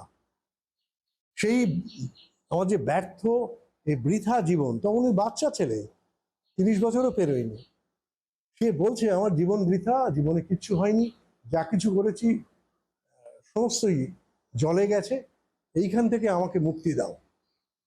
সেটা তিনি ঈশ্বরের কাছেই বলছেন। কিন্তু মুক্তির যে আকুতিটা, সেটা কিন্তু উঠে আসে জীবন থেকে। এবং সেইটা যদি ওর জীবনের যে কন্ট্রাডিকশন, সেইটার সঙ্গে যদি আমি মেলাতে পারি, আমার মনে হয় রবীন্দ্রনাথের পূজার গানের ব্যাখ্যা একেবারে বদলে যাবে।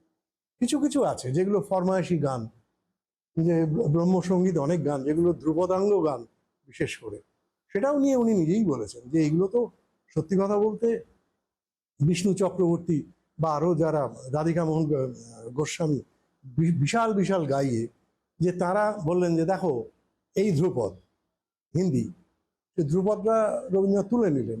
অসাধারণ কান ছিল আর গলা ছিল, দুবার তিনবার শুনে পাক্কা ধ্রুপদরা গেয়ে দিলেন।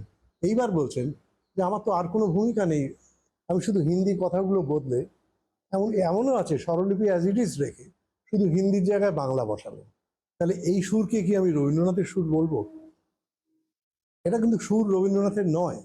এই যে ধ্রুপদাঙ্গ প্রথম দিককার যেসব পূজার গান, এগুলো বেশিরভাগই কিন্তু অরিজিনাল একদম ওস্তাদি ধ্রুপদ। সেগুলো ওই মাহোৎসবে গাইতে হবে দেবেন্দ্রনাথ ঠাকুর বলেছেন উনি, এবং সেগুলোও তো ঈশ্বরাশ্রয়ী গান। রবীন্দ্রনাথের ধ্রুপদের সুরটা নিচ্ছেন, নিজের গলায় তুলছেন, অনেক সময় শেখাচ্ছেন পর্যন্ত। কিন্তু সুরের দিক থেকে তার ভূমিকা এই যে আমি অরিজিনাল হিন্দির যে ধ্রুপদের সুর সেটা রেখে দিয়ে তার তলায় শুধু বাংলা দিচ্ছি। অর্থাৎ সেখানে তার হচ্ছে কথা যোজনা করা, সুরটা তার নয়। সুতরাং এইগুলোকে আমি নির্দিষ্ট অর্থে রবীন্দ্রসঙ্গীত বলতে চাই না। আমি রবীন্দ্রনাথের গান নিয়ে আমার ভাবনাটা বলছি, যে একদিকে দেখছি ওর নিজের কন্ট্রাডিকশনটা, যে তার এই যে মেনে নিতে পারছেন না অথচ কাজটা করতে হচ্ছে, সেইটা তার এই পূজার গানের মধ্যে দিয়ে, নানান আকুতির মধ্যে দিয়ে, আমি তো বলি এগুলো ক্যামুফ্লাজ এক ধরনের, ঈশ্বরকে আশ্রয় করে। আপনি ভাবুন ওই যে বিখ্যাত গান যেটা আমি পাঠিয়েছিলাম, ওই যে মোহন সিংয়ের, ওই যে তিনি হ্যাঁ উড়িয়ে ধ্বজা, উড়িয়ে ধ্বজার মতো, ওটা প্রায় একটা বিপ্লবী গান। কিন্তু আপনি দেখুন ওটা গীতবিতানে, ওটা কিন্তু পূজার গানে আছে। কেন? তার মানে উনি চাইছেন ক্যামুফ্লাজ করতে। ওটা তো পাকাপাকি, ওটা যে কোনো বিপ্লবী দলের, বিপ্লবী পার্টির অনুষ্ঠানে তারা গাইতে পারে, উড়িয়ে ধ্বজা অভ্রভেদী রথে ওই যে তিনি, ওই যে তিনি, মানে একদম একদম বিপ্লবী গান। কিন্তু ওটা উনি পুজোর ক্যামুফ্লাজ দিয়ে করছে। এইটা আমার একটা মাথায় ঢুকলো, এই ক্যামুফ্লাজটা ভাঙতে হবে। আমার ধারণা এরকম বহু গান রবীন্দ্রনাথের এতে আছে যেগুলো ওই একটা ওই পূজার ক্যামুফ্লাজ দিয়ে উনি আইদার নিজের ভেতরকার একেবারে অন্তরের কন্ট্রাডিকশনগুলো প্রকাশ করেছেন, নইলে অন্য কিছু বলতে চেয়েছেন। যেমন আপনি সেদিন যেটা বলছিলেন এই যে ধর্ম নিয়ে বা ঈশ্বর নিয়ে, রবীন্দ্রনাথের ধরুন ওই তীর্থযাত্রীর প্রতি বলে মানসীতে যে কবিতা আছে, যে এটা নিয়ে অনেকেই লিখেছেন। একটা পুরীর কাছে একটা জাহাজ ডুবি হয়েছিল, জাহাজ ডুবি হয়ে প্রচুর লোক মারা যায়। তো সেইটা থেকে ওর মনে প্রশ্ন জাগছে, হচ্ছে এরা তো কোনো অপরাধ করেনি, যদি ঈশ্বরই থাকবে এই নিরীহ লোকগুলো মরলো কেন? জাহাজটা ডুবলোই বা কেন? ডুবলোই যদি, তো লোকগুলো মরলো কেন? এরা তো কোনো অপরাধ করেনি। এটা নিয়ে বেশ দীর্ঘ কবিতা আছে, সেখানে বেশ মানে বেশ জোরালো কথাবার্তা বলেও শেষ দিকে কিন্তু আপোষ করেছেন। যে এই অনেকটা রামকৃষ্ণ যেরকম বলতেন না, যে ঈশ্বরের কাজ আমরা কি বুঝি, তিনি কাকে রাখছেন কাকে মারছেন সে বিচারের অধিকার কি আমার আছে? রবীন্দ্রনাথ তা বলেননি, কিন্তু ওই একটু যে সবার উপরে ঈশ্বর সবশেষে আছেন অস্বীকার করতে পারছেন না। এইটা আমার মনে হয় দু চারবার কোনো কোনো ঘটনায়, কোনো কোনো উপলক্ষে উনি প্রায় ঈশ্বর নেই বা প্রায় নাস্তিকতার জায়গায় চলে এসছেন। যেমন আমি এটা একটু পড়ি, এটা ঠিক মুখে বলে বোঝানো যাবে না, ছোট, এক সেকেন্ড। এটা একটা কবিতা আর একটা গান নিয়ে আমি একটু বলতে চাই, কারণ এটা নিয়ে একটা মজার ব্যাপারও আছে, আমি বলবো সেটা। এই একটু আলোটা জ্বালা যাবে কি? আমার তো চোখটা বেশ গন্ডগোল করে, বা এটা এটা খুলে দিতে পারেন, এখান দিয়ে আরো আসবে তো, খুলে দেবে।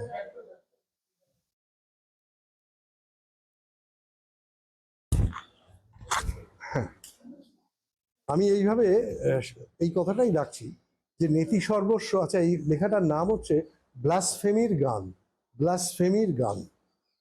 নেতি সর্বস্ব নাস্তিকতার গান, যাকে বলতে পারি জগৎ বিধাতার প্রতি অবিশ্বাসের গান, তা কি রবীন্দ্রনাথ আদৌ রচেছেন? কবিতা অবশ্যই লিখেছেন, যার অন্যতম নিষ্ঠুর উদাহরণ বিথিকার দুর্ভাগিনী কবিতা। এটা লেখা হয়েছিল 6ই আগস্ট 1932। ওর পরদিন, হয়তো ওই দিন রাতেই, দূর বিদেশে 21 বছর বয়সে মৃত্যু হয়েছিল রবীন্দ্রনাথের দৌহিত্র নীতীন্দ্রনাথের, এবং সেদিনটাও ছিল 22শে শ্রাবণ। আশ্চর্য লাগে। তো সন্তানহারা মার, অর্থাৎ নিতুহারা মীরা দেবীর অভিজ্ঞতার, মার পুত্র চলে গেছে, সে তো দুঃসহ অভিজ্ঞতা, সেটার মধ্যে নতুনত্ব কিছু নেই, কিন্তু সেই অভিজ্ঞতার বর্ণনায় যখন চলে আসে বীভৎসতার চূড়ান্ত, তখন বুঝি বিশ্ববিধির এই নিষ্ঠুরতার বিরুদ্ধে রবীন্দ্রনাথের নালিশ তাকে একটা অনুদ্ধার্য নেতির দিকে নিয়ে চলেছে। কবিতার লাইনগুলো এইরকম, মানে মীরা দেবীর কথা বলছেন, দেবতা যেখানে ছিল সেথা জ্বালাইতে গেলে ধূপ, সেখানে বিদ্রুপ। দেবতা বিদ্রুপ করছে সন্তানহারা মাকে। মূর্ছাতুর আধারের উঠেছে নিঃশ্বাস, ভাঙা বিশ্বে পড়ে আছে ভেঙে পড়া বিপুল বিশ্বাস। তার কাছে নত হয় শির, চরম বেদনা শৈলে ঊর্ধ্বচূড় যাহার মন্দির। এরকম কবিতা রবীন্দ্রনাথ আর লিখেছেন বলে আমার মনে হয় না। এত সরাসরি ঈশ্বর একটা সন্তানহারা মাকে বিদ্রুপ করছেন। এটা, এই যে বিদ্রুপটা কেন, আমার বরাবর প্রশ্ন ছিল। রবীন্দ্রনাথ বলছেন সেথা জ্বালাইতে গেলে ধূপ, সেখানে বিদ্রুপ। কেন বিদ্রুপ? এত বড় শোকের প্রসঙ্গে বিদ্রুপের কথা ওঠে কিভাবে? সৈয়দ মুজতবা আলী এই লাইনগুলো ব্যাখ্যা করে বলছেন, জানি না এরম ঘটনা সত্যিই ঘটেছিল না উনি কল্পনা করে লিখছেন।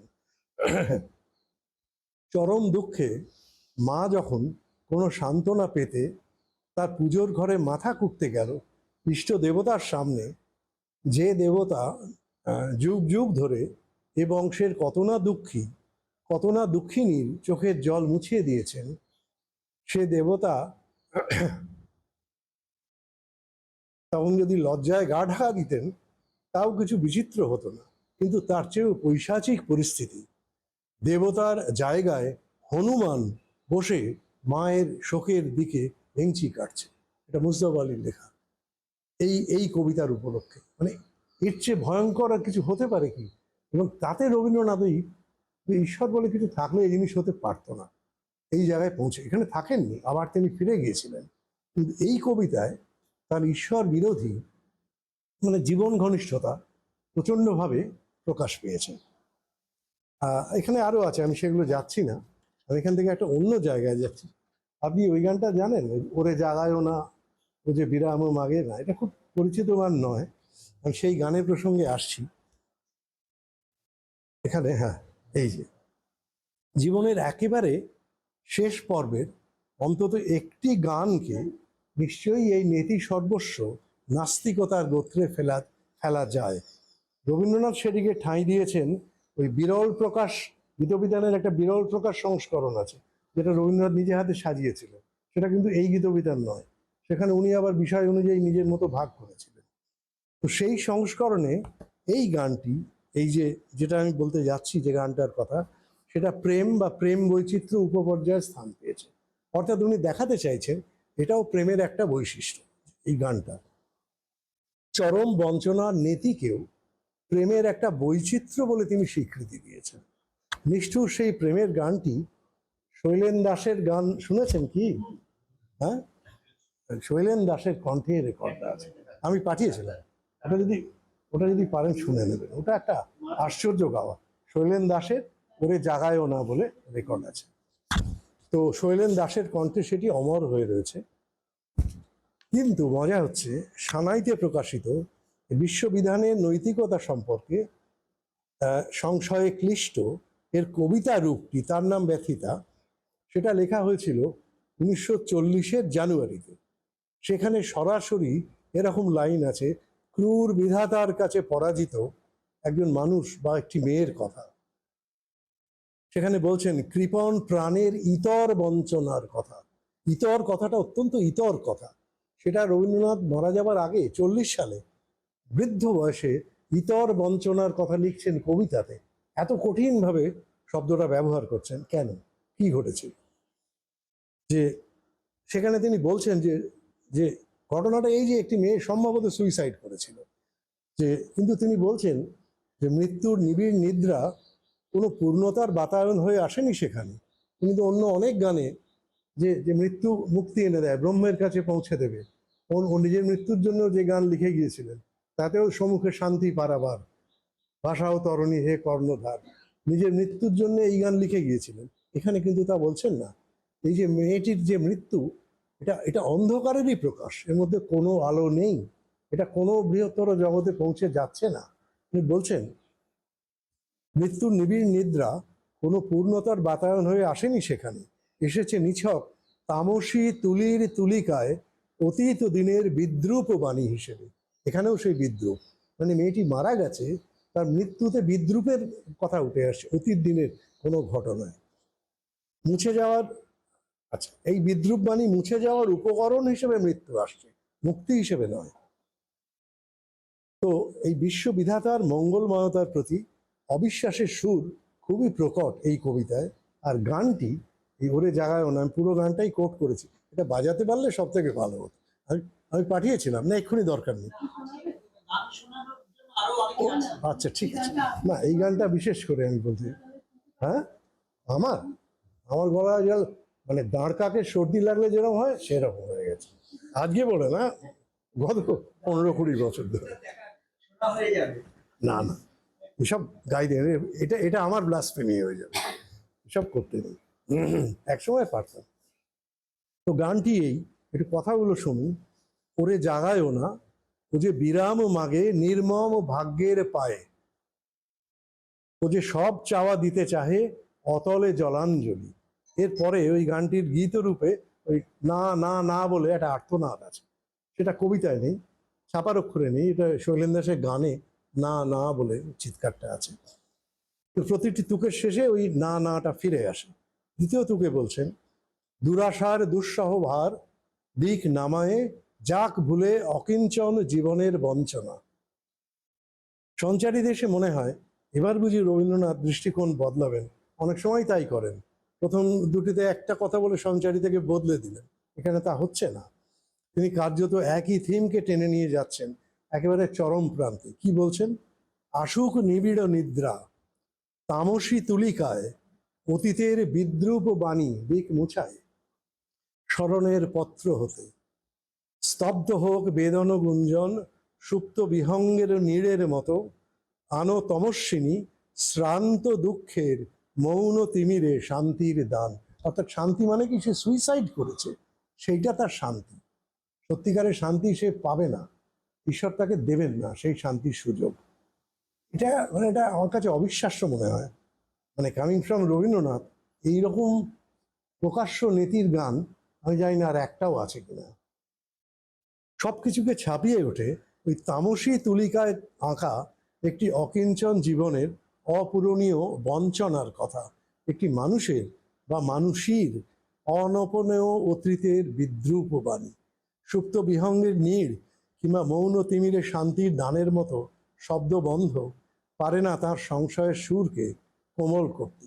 মৃত্যু এখানে কাম্য কেবল লাঞ্ছনার নাস্তিক অবসান হিসেবে, নতুন কোনো মহত্তর অস্তিত্বের উদ্বোধন হিসেবে নয়। কোথায় সম্মুখে শান্তির পারাবার? এক হেরে যাওয়া ছন্দপতিত অনুদ্ধার্য মানুষের জন্য কবির এই বিলাপ মন্থন, কিংবা মানুষের সব প্রার্থনারই অমোঘ ব্যর্থতার জন্য ক্রন্দন। তো বলে আমি এখানে একটা অন্য, আবু সঈদ আইয়ুব এটা নিয়ে কিন্তু অনেক কাল আগে লিখেছিলেন, তাতে একটা টেকনিক্যাল ভুল হয়েছিল, সেটা ধরতে পেরে আমার খুব আনন্দ হয়েছিল। পণ্ডিতের ভুল ধরেছি, তো তখন তো শঙ্খবাবু বেঁচে, আমি কে এসব কথা বলার। আমি দেখলাম যে অঙ্ক মিলছে না, অঙ্কটা বলি আগে। আবু সঈদ আইয়ুব লিখেছিলেন কিসে যন্ত্রণা বঞ্চনা, যার স্বরূপ বোঝাতে ইতর শব্দটি ব্যবহার না করলেই নয়। কে তাকে ইতরভাবে বঞ্চিত করেছিল? প্রাণকে ইতর বলা মানে তো প্রকৃতিকেই ইতর বলা। প্রকৃতি কি স্বয়ংচালিত, অনিশ্বরবিহিত? কোন কষাঘাত তুল্য ব্যক্তিগত বা সমাজগত অভিজ্ঞতা বা অভিজ্ঞতার স্মৃতি তাঁকে, রবীন্দ্রনাথকে শেষ জীবনে অন্তত একবারের মতো ব্লাসফেমির আশ্রয় নিতে বাধ্য করেছিল, এটা আবু সঈদ আইয়ুব লিখছিলেন। আইয়ুবের তথ্যে অবশ্য ইতিহাসগত একটি ছোট্ট কিন্তু তাৎপর্যময় ভুল ছিল। তিনি ধরে নিয়েছিলেন সানাইয়ের ব্যথিতা কবিতাটি লেখা হয়েছিল আগে, এরকম অনেক সময় হয়, আগে কবিতাটা লেখা হয়েছে পরে গানে রূপান্তরিত হয়েছে, এক্ষেত্রে তা হয়নি, কিন্তু উনি ভুল করেছিলেন সেইটা। উনি লিখছেন, এই কবিতাটিতে সুর দিতে গিয়ে রবীন্দ্রনাথ তাকে অনেকটা বদলে দিয়েছিলেন। সানাইয়ের কবিতাটিতে মেয়েটির নির্দোষ, অসহায় ও অসহ্য ব্যথার যে অব্যর্থ প্রকাশ, গীতবিতানের গানের ভাষায় তার সিকিভাগও সম্ভব হয়নি। গানের অধিক সংখ্যক শ্রোতার কথা স্মরণ করেই কি এই ভাষা শুদ্ধি, নাকি তার মনে হয়েছিল কবিতার ছন্দ যতখানি জোরালো এবং অনাবৃত শব্দের আঘাত সইতে পারে, গানের সুর ততখানি পারে না। সুর চায় অপেক্ষাকৃত মোলায়েম নিরীহ ভাষার বাহন। এই প্রশ্নটা তিনি লিখছেন, উনি ধরে নিয়েছেন কবিতা আগে গান পরে। আমি অঙ্ক মেলাতে গিয়ে দেখি ব্যাপারটা উল্টো। ব্যাপারটা হচ্ছে, প্রভাত কুমার মুখোপাধ্যায়ের গীতবিতান কালানুক্রমিক সূচিতে দেখা যাচ্ছে কবিতাটি লেখা হয়েছে 13ই জানুয়ারি 1940, গান রচিত হয় তার 10 মাস আগে, 13ই মার্চ 1939। অর্থাৎ এক্ষেত্রে গানটাই আগে, কবিতাটা এসছে পরে। তো আমি ন্যাচারালি এত পণ্ডিত লোক একটু ঘাবড়ে গিয়ে, তখন শঙ্করবাবু বেঁচে, উনি তো রবীন্দ্রনাথের ব্যাপারে, আমি ফোন করে বললাম, বলে হ্যাঁ হ্যাঁ এটা ঠিক ধরেছেন। উনি আপনিই বলতেন, কেন বলতেন জানি না, যে ওটা উনি ভুল করেছিলেন, ওটা আইয়ুবের ভুল হয়েছিল। আমি তাহলে আমি নির্দ্বিধায় লিখতে পারি তো যে হ্যাঁ এটা ভুল, বলে হ্যাঁ পারে। তো আমি সেটা লিখেছিলাম যে এটা আইয়ুবের মতো লোকও এই একটা ভুল করেছিলেন, তাতে মূল বক্তব্য কিছু বদলাচ্ছে না, অথবা বদলাচ্ছে। উনি যেটা মনে করছেন যে প্রথমে কবিতাটা এত জোরালো, পরে সুর দিতে গিয়েও মনে হলো এসব গানের, বিশেষ করে মহিলারা এসব ইতর টিতর কথা শুনে দুঃখ পাবেন, ব্যথা পাবেন, তাই একটু মোলায়েম করে দিই। ব্যাপারটা কিন্তু একেবারেই তা নয়। তো এখান থেকে আমি এই সিদ্ধান্তে আসছি যে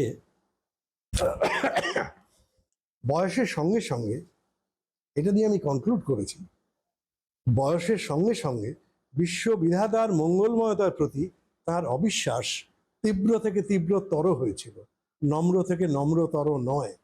অর্থাৎ এই যে কন্ট্রাডিকশন ছোট বয়স থেকে ওর মনের মধ্যে, যেটা উনি পূজার গানের মধ্যে দিয়ে নানানভাবে প্রকাশ করেছেন, শেষের দিকে কি সেই কন্ট্রাডিকশন একটু রিজলভ করার দিকে এগিয়েছিলেন?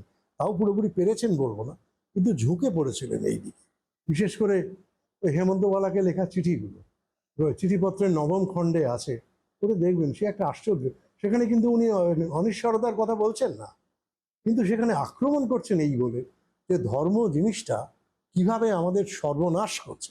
এবং সেখানে ক্যাটেগরিক্যালি বলছেন যে আমি ব্রাহ্মণ নই, আমি হিন্দু নই, আমি খ্রিস্টান নই, আমি মুসলমান নই, আমি কোনো সম্প্রদায়ে বিলং করি না। Categorical statement. এইরকম ক্যাটেগরিক্যাল স্টেটমেন্ট রবীন্দ্রনাথ আগে করেননি।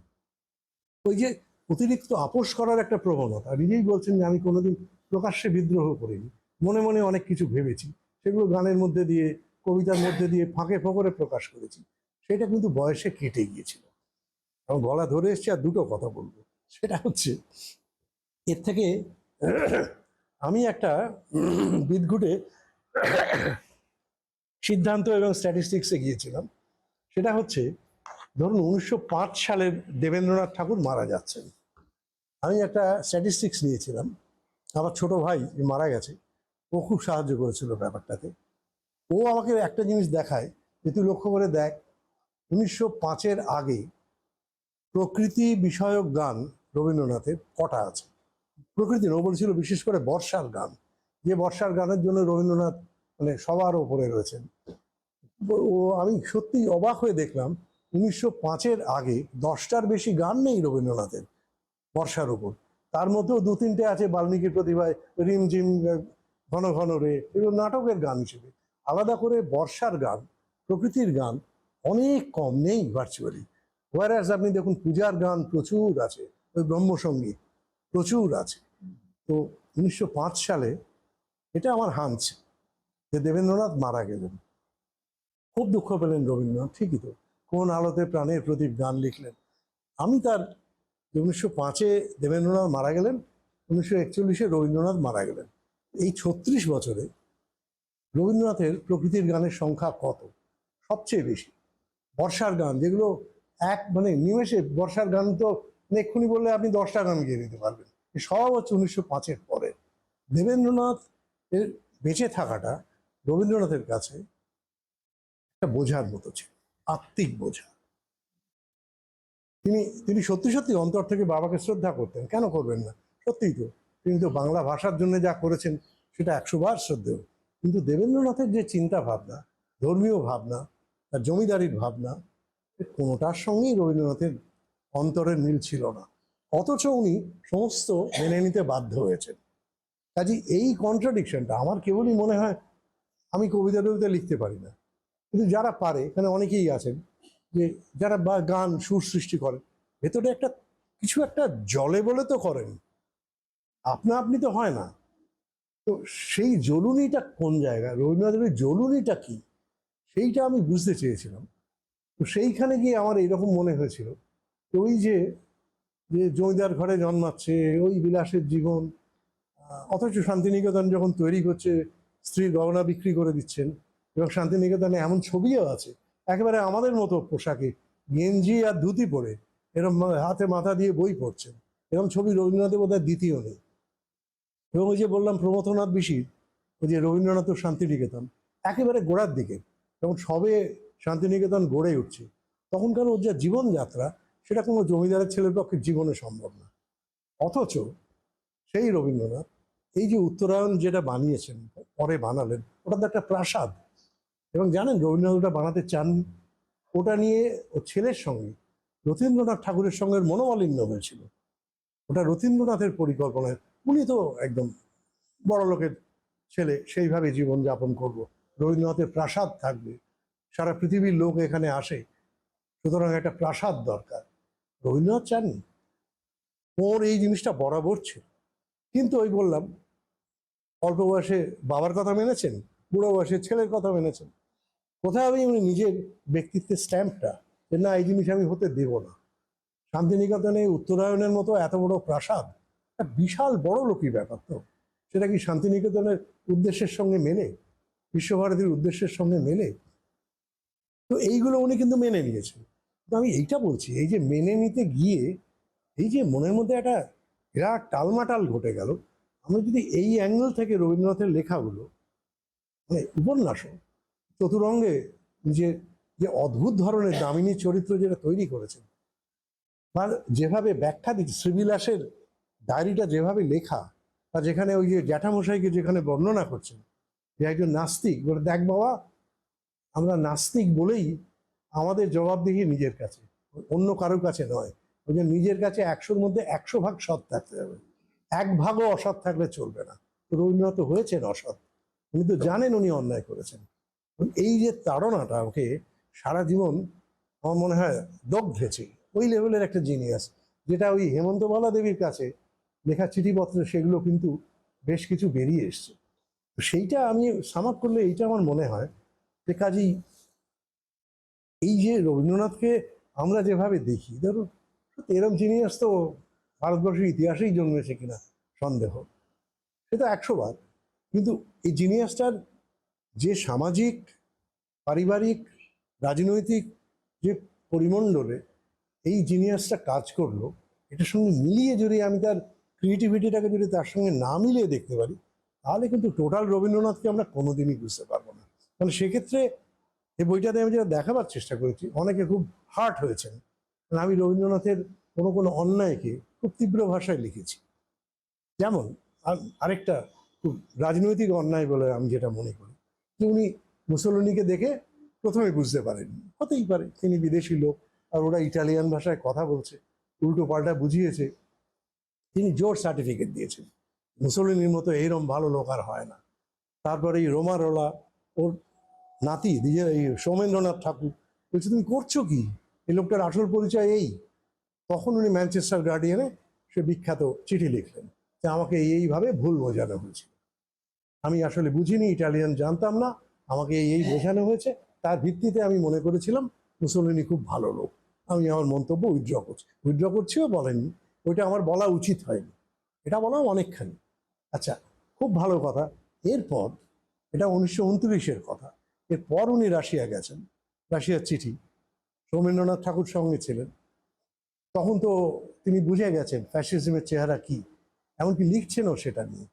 আবার যখন উনি রাশিয়া থেকে ফিরছেন, তখন উনি চিঠিতে ছেলে রথীন্দ্রনাথ ঠাকুরকে লিখছেন যে মুসোলিনি যে অফারটা দিয়েছে এটা মনে হচ্ছে নিয়ে নি। ও মুসোলিনি যে রবীন্দ্রনাথকে অফার করেছিল যে একটা মানে আস্ত লাইব্রেরি, সেটার দাম তখনকার দিনেই হয়তো তার বইয়ের ভ্যালু কয়েক লক্ষ টাকা। এইটা উনি বলছেন বিশ্বভারতী এত বড় সম্পদ পাবে না, তুই কি বলিস বলে লিখছেন। মুসোলিনির সঙ্গে মনোমালিন্যটা মিটিয়ে নিলে হয় না? রাশিয়া ঘুরে আসার পর বলছেন, এটা কি অন্যায় নয়? এটা আমরা মেনে নিতে পারি রবীন্দ্রনাথের মতো মানুষের কাছ থেকে? এটা হয়েছে কেন?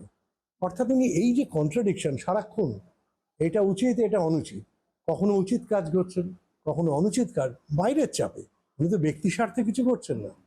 বিশ্বভারতী যদি এত বড় একটা ইটালিয়ান সাহিত্যের একটা সম্ভার পায়, পৃথিবীর খুব কম লাইব্রেরিতে আছে, তাহলে হোক গিয়ে, মুসোলিনি খারাপ লোক হোক, আমি বিশ্বভারতীর স্বার্থে এটা নিয়ে নেব। কিন্তু রাজনৈতিকভাবে দেখলে এটা তো অন্যায়। মুসোলিনি যেখানে ফ্যাসিজম পৃথিবীর ওপর এত বড় বিপদ তো আর আসেনি, উনি জানেন, তখন উনি মুসোলিনির বিরুদ্ধে পরেও অবশ্য লিখেছেন, এমনকি মুসোলিনিকে বিদ্রুপ করে ছবিও এঁকেছিলেন, এবং মুসোলিনির কাছ থেকে আলটিমেটলি ওটা নেননি। সেটা হয়তো সৌমেন ঠাকুর বুঝিয়েছিল। কিন্তু ওর আশেপাশে যারা ছিলেন, ইনক্লুডিং প্রশান্ত চন্দ্র মহলানবিশ, তারা কি ঠিক ভূমিকা পালন করেছিলেন? উনি কি ইউরোপের এই রাজনীতির জটিলতা এত বুঝতেন? আমার তো মনে হয় না। সেখানে প্রশান্ত মহলানবিশ, তারা তো অনেক কিছু জানতেন, বা ওর ছেলে রথীন্দ্রনাথ, তারা তো বোঝেন। সৌমেন ঠাকুর খানিকটা বুঝিয়েছিল। ঠাকুর বাড়ির ছেলে কমিউনিস্ট হয়ে যাচ্ছে, এ হতো আজব ঘটনা। ওই সৌমেন্দ্রনাথ ঠাকুর, আপনি দেখেছেন কিনা জানি না, আমাদের ছোটবেলায় উনি তো অসম্ভব ভালো গান গাইতেন। ওই বঙ্গ সংস্কৃতি সম্মেলন হতো, আমি এরকম সামনে বসে দেখেছি। ওই রবীন্দ্রনাথের মতোই চেহারা, ওই রকম দারুণ সুন্দর, একটু বড়, তখন বৃদ্ধ হয়ে গেছেন, তখনও অসাধারণ গানের গলা। হ্যাঁ, সেই বলছি। এবং ওই ওর গলায় আমি বাসন্তী এই ভুবনমোহিনী ওই গান শুনেছি। এখন গিয়ে ওই গানটার বিরুদ্ধে কথা বললেন। উনি বললেন এখানে এই যে আহ, দক্ষিণী তানগুলো, জটিল তানগুলো, মায়া সেন তো খুব সুন্দর গেয়েছেন ওটা, তো এই যে তানগুলো রবীন্দ্রনাথ ব্যবহার করেছেন, এটা কিন্তু তেলে জলে হয়ে গেছে, মিশ খায়নি। কাজে এই গানটা আমি বলবো রবীন্দ্রনাথের ব্যর্থ গানগুলোর মধ্যে একটা, ভীষণ জনপ্রিয়। আবার পাশাপাশি বললেন সৌমেন্দ্রনাথ ঠাকুর যে বাজে করুণ সুরে, সেটা কণিকার গলায় তো খুব বিখ্যাত, যে যে এই যে বাজে করুণ সুরে, এটাও তো দক্ষিণী সুর, সিংহেন্দ্র মধ্যম রাগ থেকে নেওয়া, এটা কিন্তু মিশ খেয়ে গেছে, এখানে তেলে জলে হয়নি, জলে জলে মিশে গেছে। এই যে অ্যাপ্রোচটা, ডায়ালেকট্রিক্যাল অ্যাপ্রোচটা, এই ডায়ালেকট্রিক্যাল অ্যাপ্রোচটাই আমি সোজা কথা বলতে গেলে বোঝবার চেষ্টা করেছি। সেটা কিন্তু গানের ক্ষেত্রেও আমি প্রথম ওই সৌমেন্দ্রনাথ ঠাকুরের কাছে শুনি, তাহলে সুরকেও আমি এইভাবে বিচার করতে পারি। এসব কানে ভালো লাগলো সেটা কিন্তু যথেষ্ট নয়। আমি যদি ব্যাকগ্রাউন্ডটা দেখি, এই গানে এই সুর লাগছে, ঠিক লাগলো কি? আরেকটা খুব বিখ্যাত গান, এটা বলে শেষ করি। আহ, ওই কখন দিলে পরায়, জানেন গানটা? খুব শক্ত গান, আমাদের ছোটবেলায় সুচিত্রা মিত্র গলায় একেবারে আমরা পাগল হয়ে শুনতাম। তো ওই কখন দিলে পরায় একটু ছড়ানো ঢিমেলয়ে গাইতে হয়, আর অনেক সূক্ষ্ম সূক্ষ্ম কাজ আছে। কিন্তু মজার যে ঘটনাটা, এটা আমি সাবিত্রী কৃষ্ণন গাইতেন এক সময়, তার কাছ থেকেই রবীন্দ্রনাথ শিখেছিলেন। ওই বঙ্গ সংস্কৃতি সম্মেলনে সাবিত্রী কৃষ্ণন বলছেন, আপনারা জানেন, উনি বেশ বাংলা ইংরেজি মিশিয়ে সুন্দর বলতেন, মিষ্টি মিষ্টি করে কথা, যে এই যে কখন দিলে পরায়, মানে যার চেয়ে ভালো গান রবীন্দ্রনাথ কম লিখেছেন বা সুর দিয়েছেন।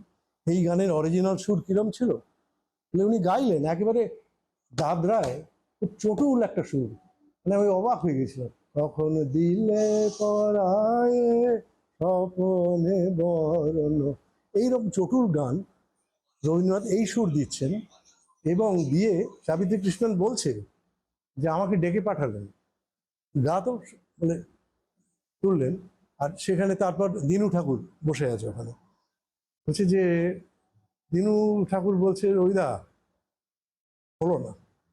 কি হলো? ও হলো না, সুরটা ঠিক হয়নি, জমেনি, এই তোমার খাপ খাচ্ছে না কথার সঙ্গে সুর, এই এত চটুল সুর, বলে তাই বলছিস না? একদম এই কথা বলেছেন, উনি লিখেওছেন পরে।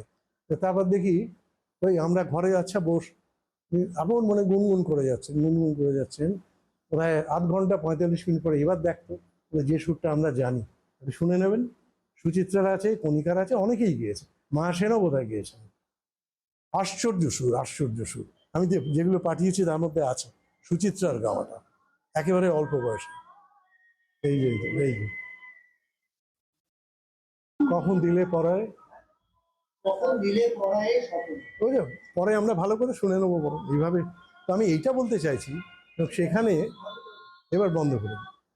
সেখানে এর বর্ণনাটা এইরকম, যেটা উনি ছাপার করে বলেছেন, আমি কিন্তু সামনে বসে শুনেছি, যে সাবিত্রী কৃষ্ণন বলছেন যে এটা শুনে ওই দিনু ঠাকুর তো এসরাজে সবাই করতেন, পরে বলে দিনু ঠাকুরের চোখ দিয়ে ঝরঝর করে জল পড়ছে, আর বলছে কোত্থেকে পাও তুমি এসব, বলে না আমরা সবাই কাঁদছি। তো সেইটা আবার তখন ওর বর্ণনাটা হচ্ছে যে বিশ্বকবি, ঠিক এইভাবে বলছে, বিশ্বকবি রবীন্দ্রনাথ ঠাকুর, সারা পৃথিবীর লোক তাকে জানে, তিনি ওই জব্বার পায়ের উপর পা এরম করে তুলে আমরা সবাই কাঁদছি, তার মুখে হাসি, পাটা এরম এরম করে নাচাচ্ছে, কিরম দিলাম বল। আশ্চর্য লেগেছিল। পরে এটা ছাপার অক্ষরেও পেয়েছি। আর সত্যি দুটো গানের তফাৎ যদি শোনেন, তো বুঝতেই পারছেন দাদ রায় একটা চটুল গান, তার পাশে এই গান। এই হচ্ছে রবীন্দ্রনাথ, যেই ওরা বলেছে এই সুরটা তো হলো না দাদা, দিনু ঠাকুর বলছে আধ ঘন্টার মধ্যে, 40 মিনিটের মধ্যে একেবারে কমপ্লিটলি অন্য সুর। এই জিনিয়াসকে যদি বুঝতে হয়, তাহলে শুধু গান শুনে 4টে কবিতা 4টে উদ্ধৃতি মুখস্থ করে হবে না। তার টোটাল জীবনকে, তার রাজনীতি, তার শ্রেণী, তার সৃষ্টি তো বটেই, এই টোটালি যদি না দেখতে পারি, আমার মনে হয় রবীন্দ্রনাথকে আমরা কোনোদিনই বুঝতে পারবো না। কোনোদিনই বুঝতে এমনিও পারবো না, এই লেভেলের লোক তো আমাদের মধ্যে খুব জন্মায়নি বেশি। কিন্তু আমার মনে হয় এইটাই, যেহেতু আমি এটার মধ্যেই আছি, ওই অল্প বয়সেও ছিলাম, এখনো আছি। এইটুকু বলে শেষ করি আপাতত, গলা ধরে গেছে।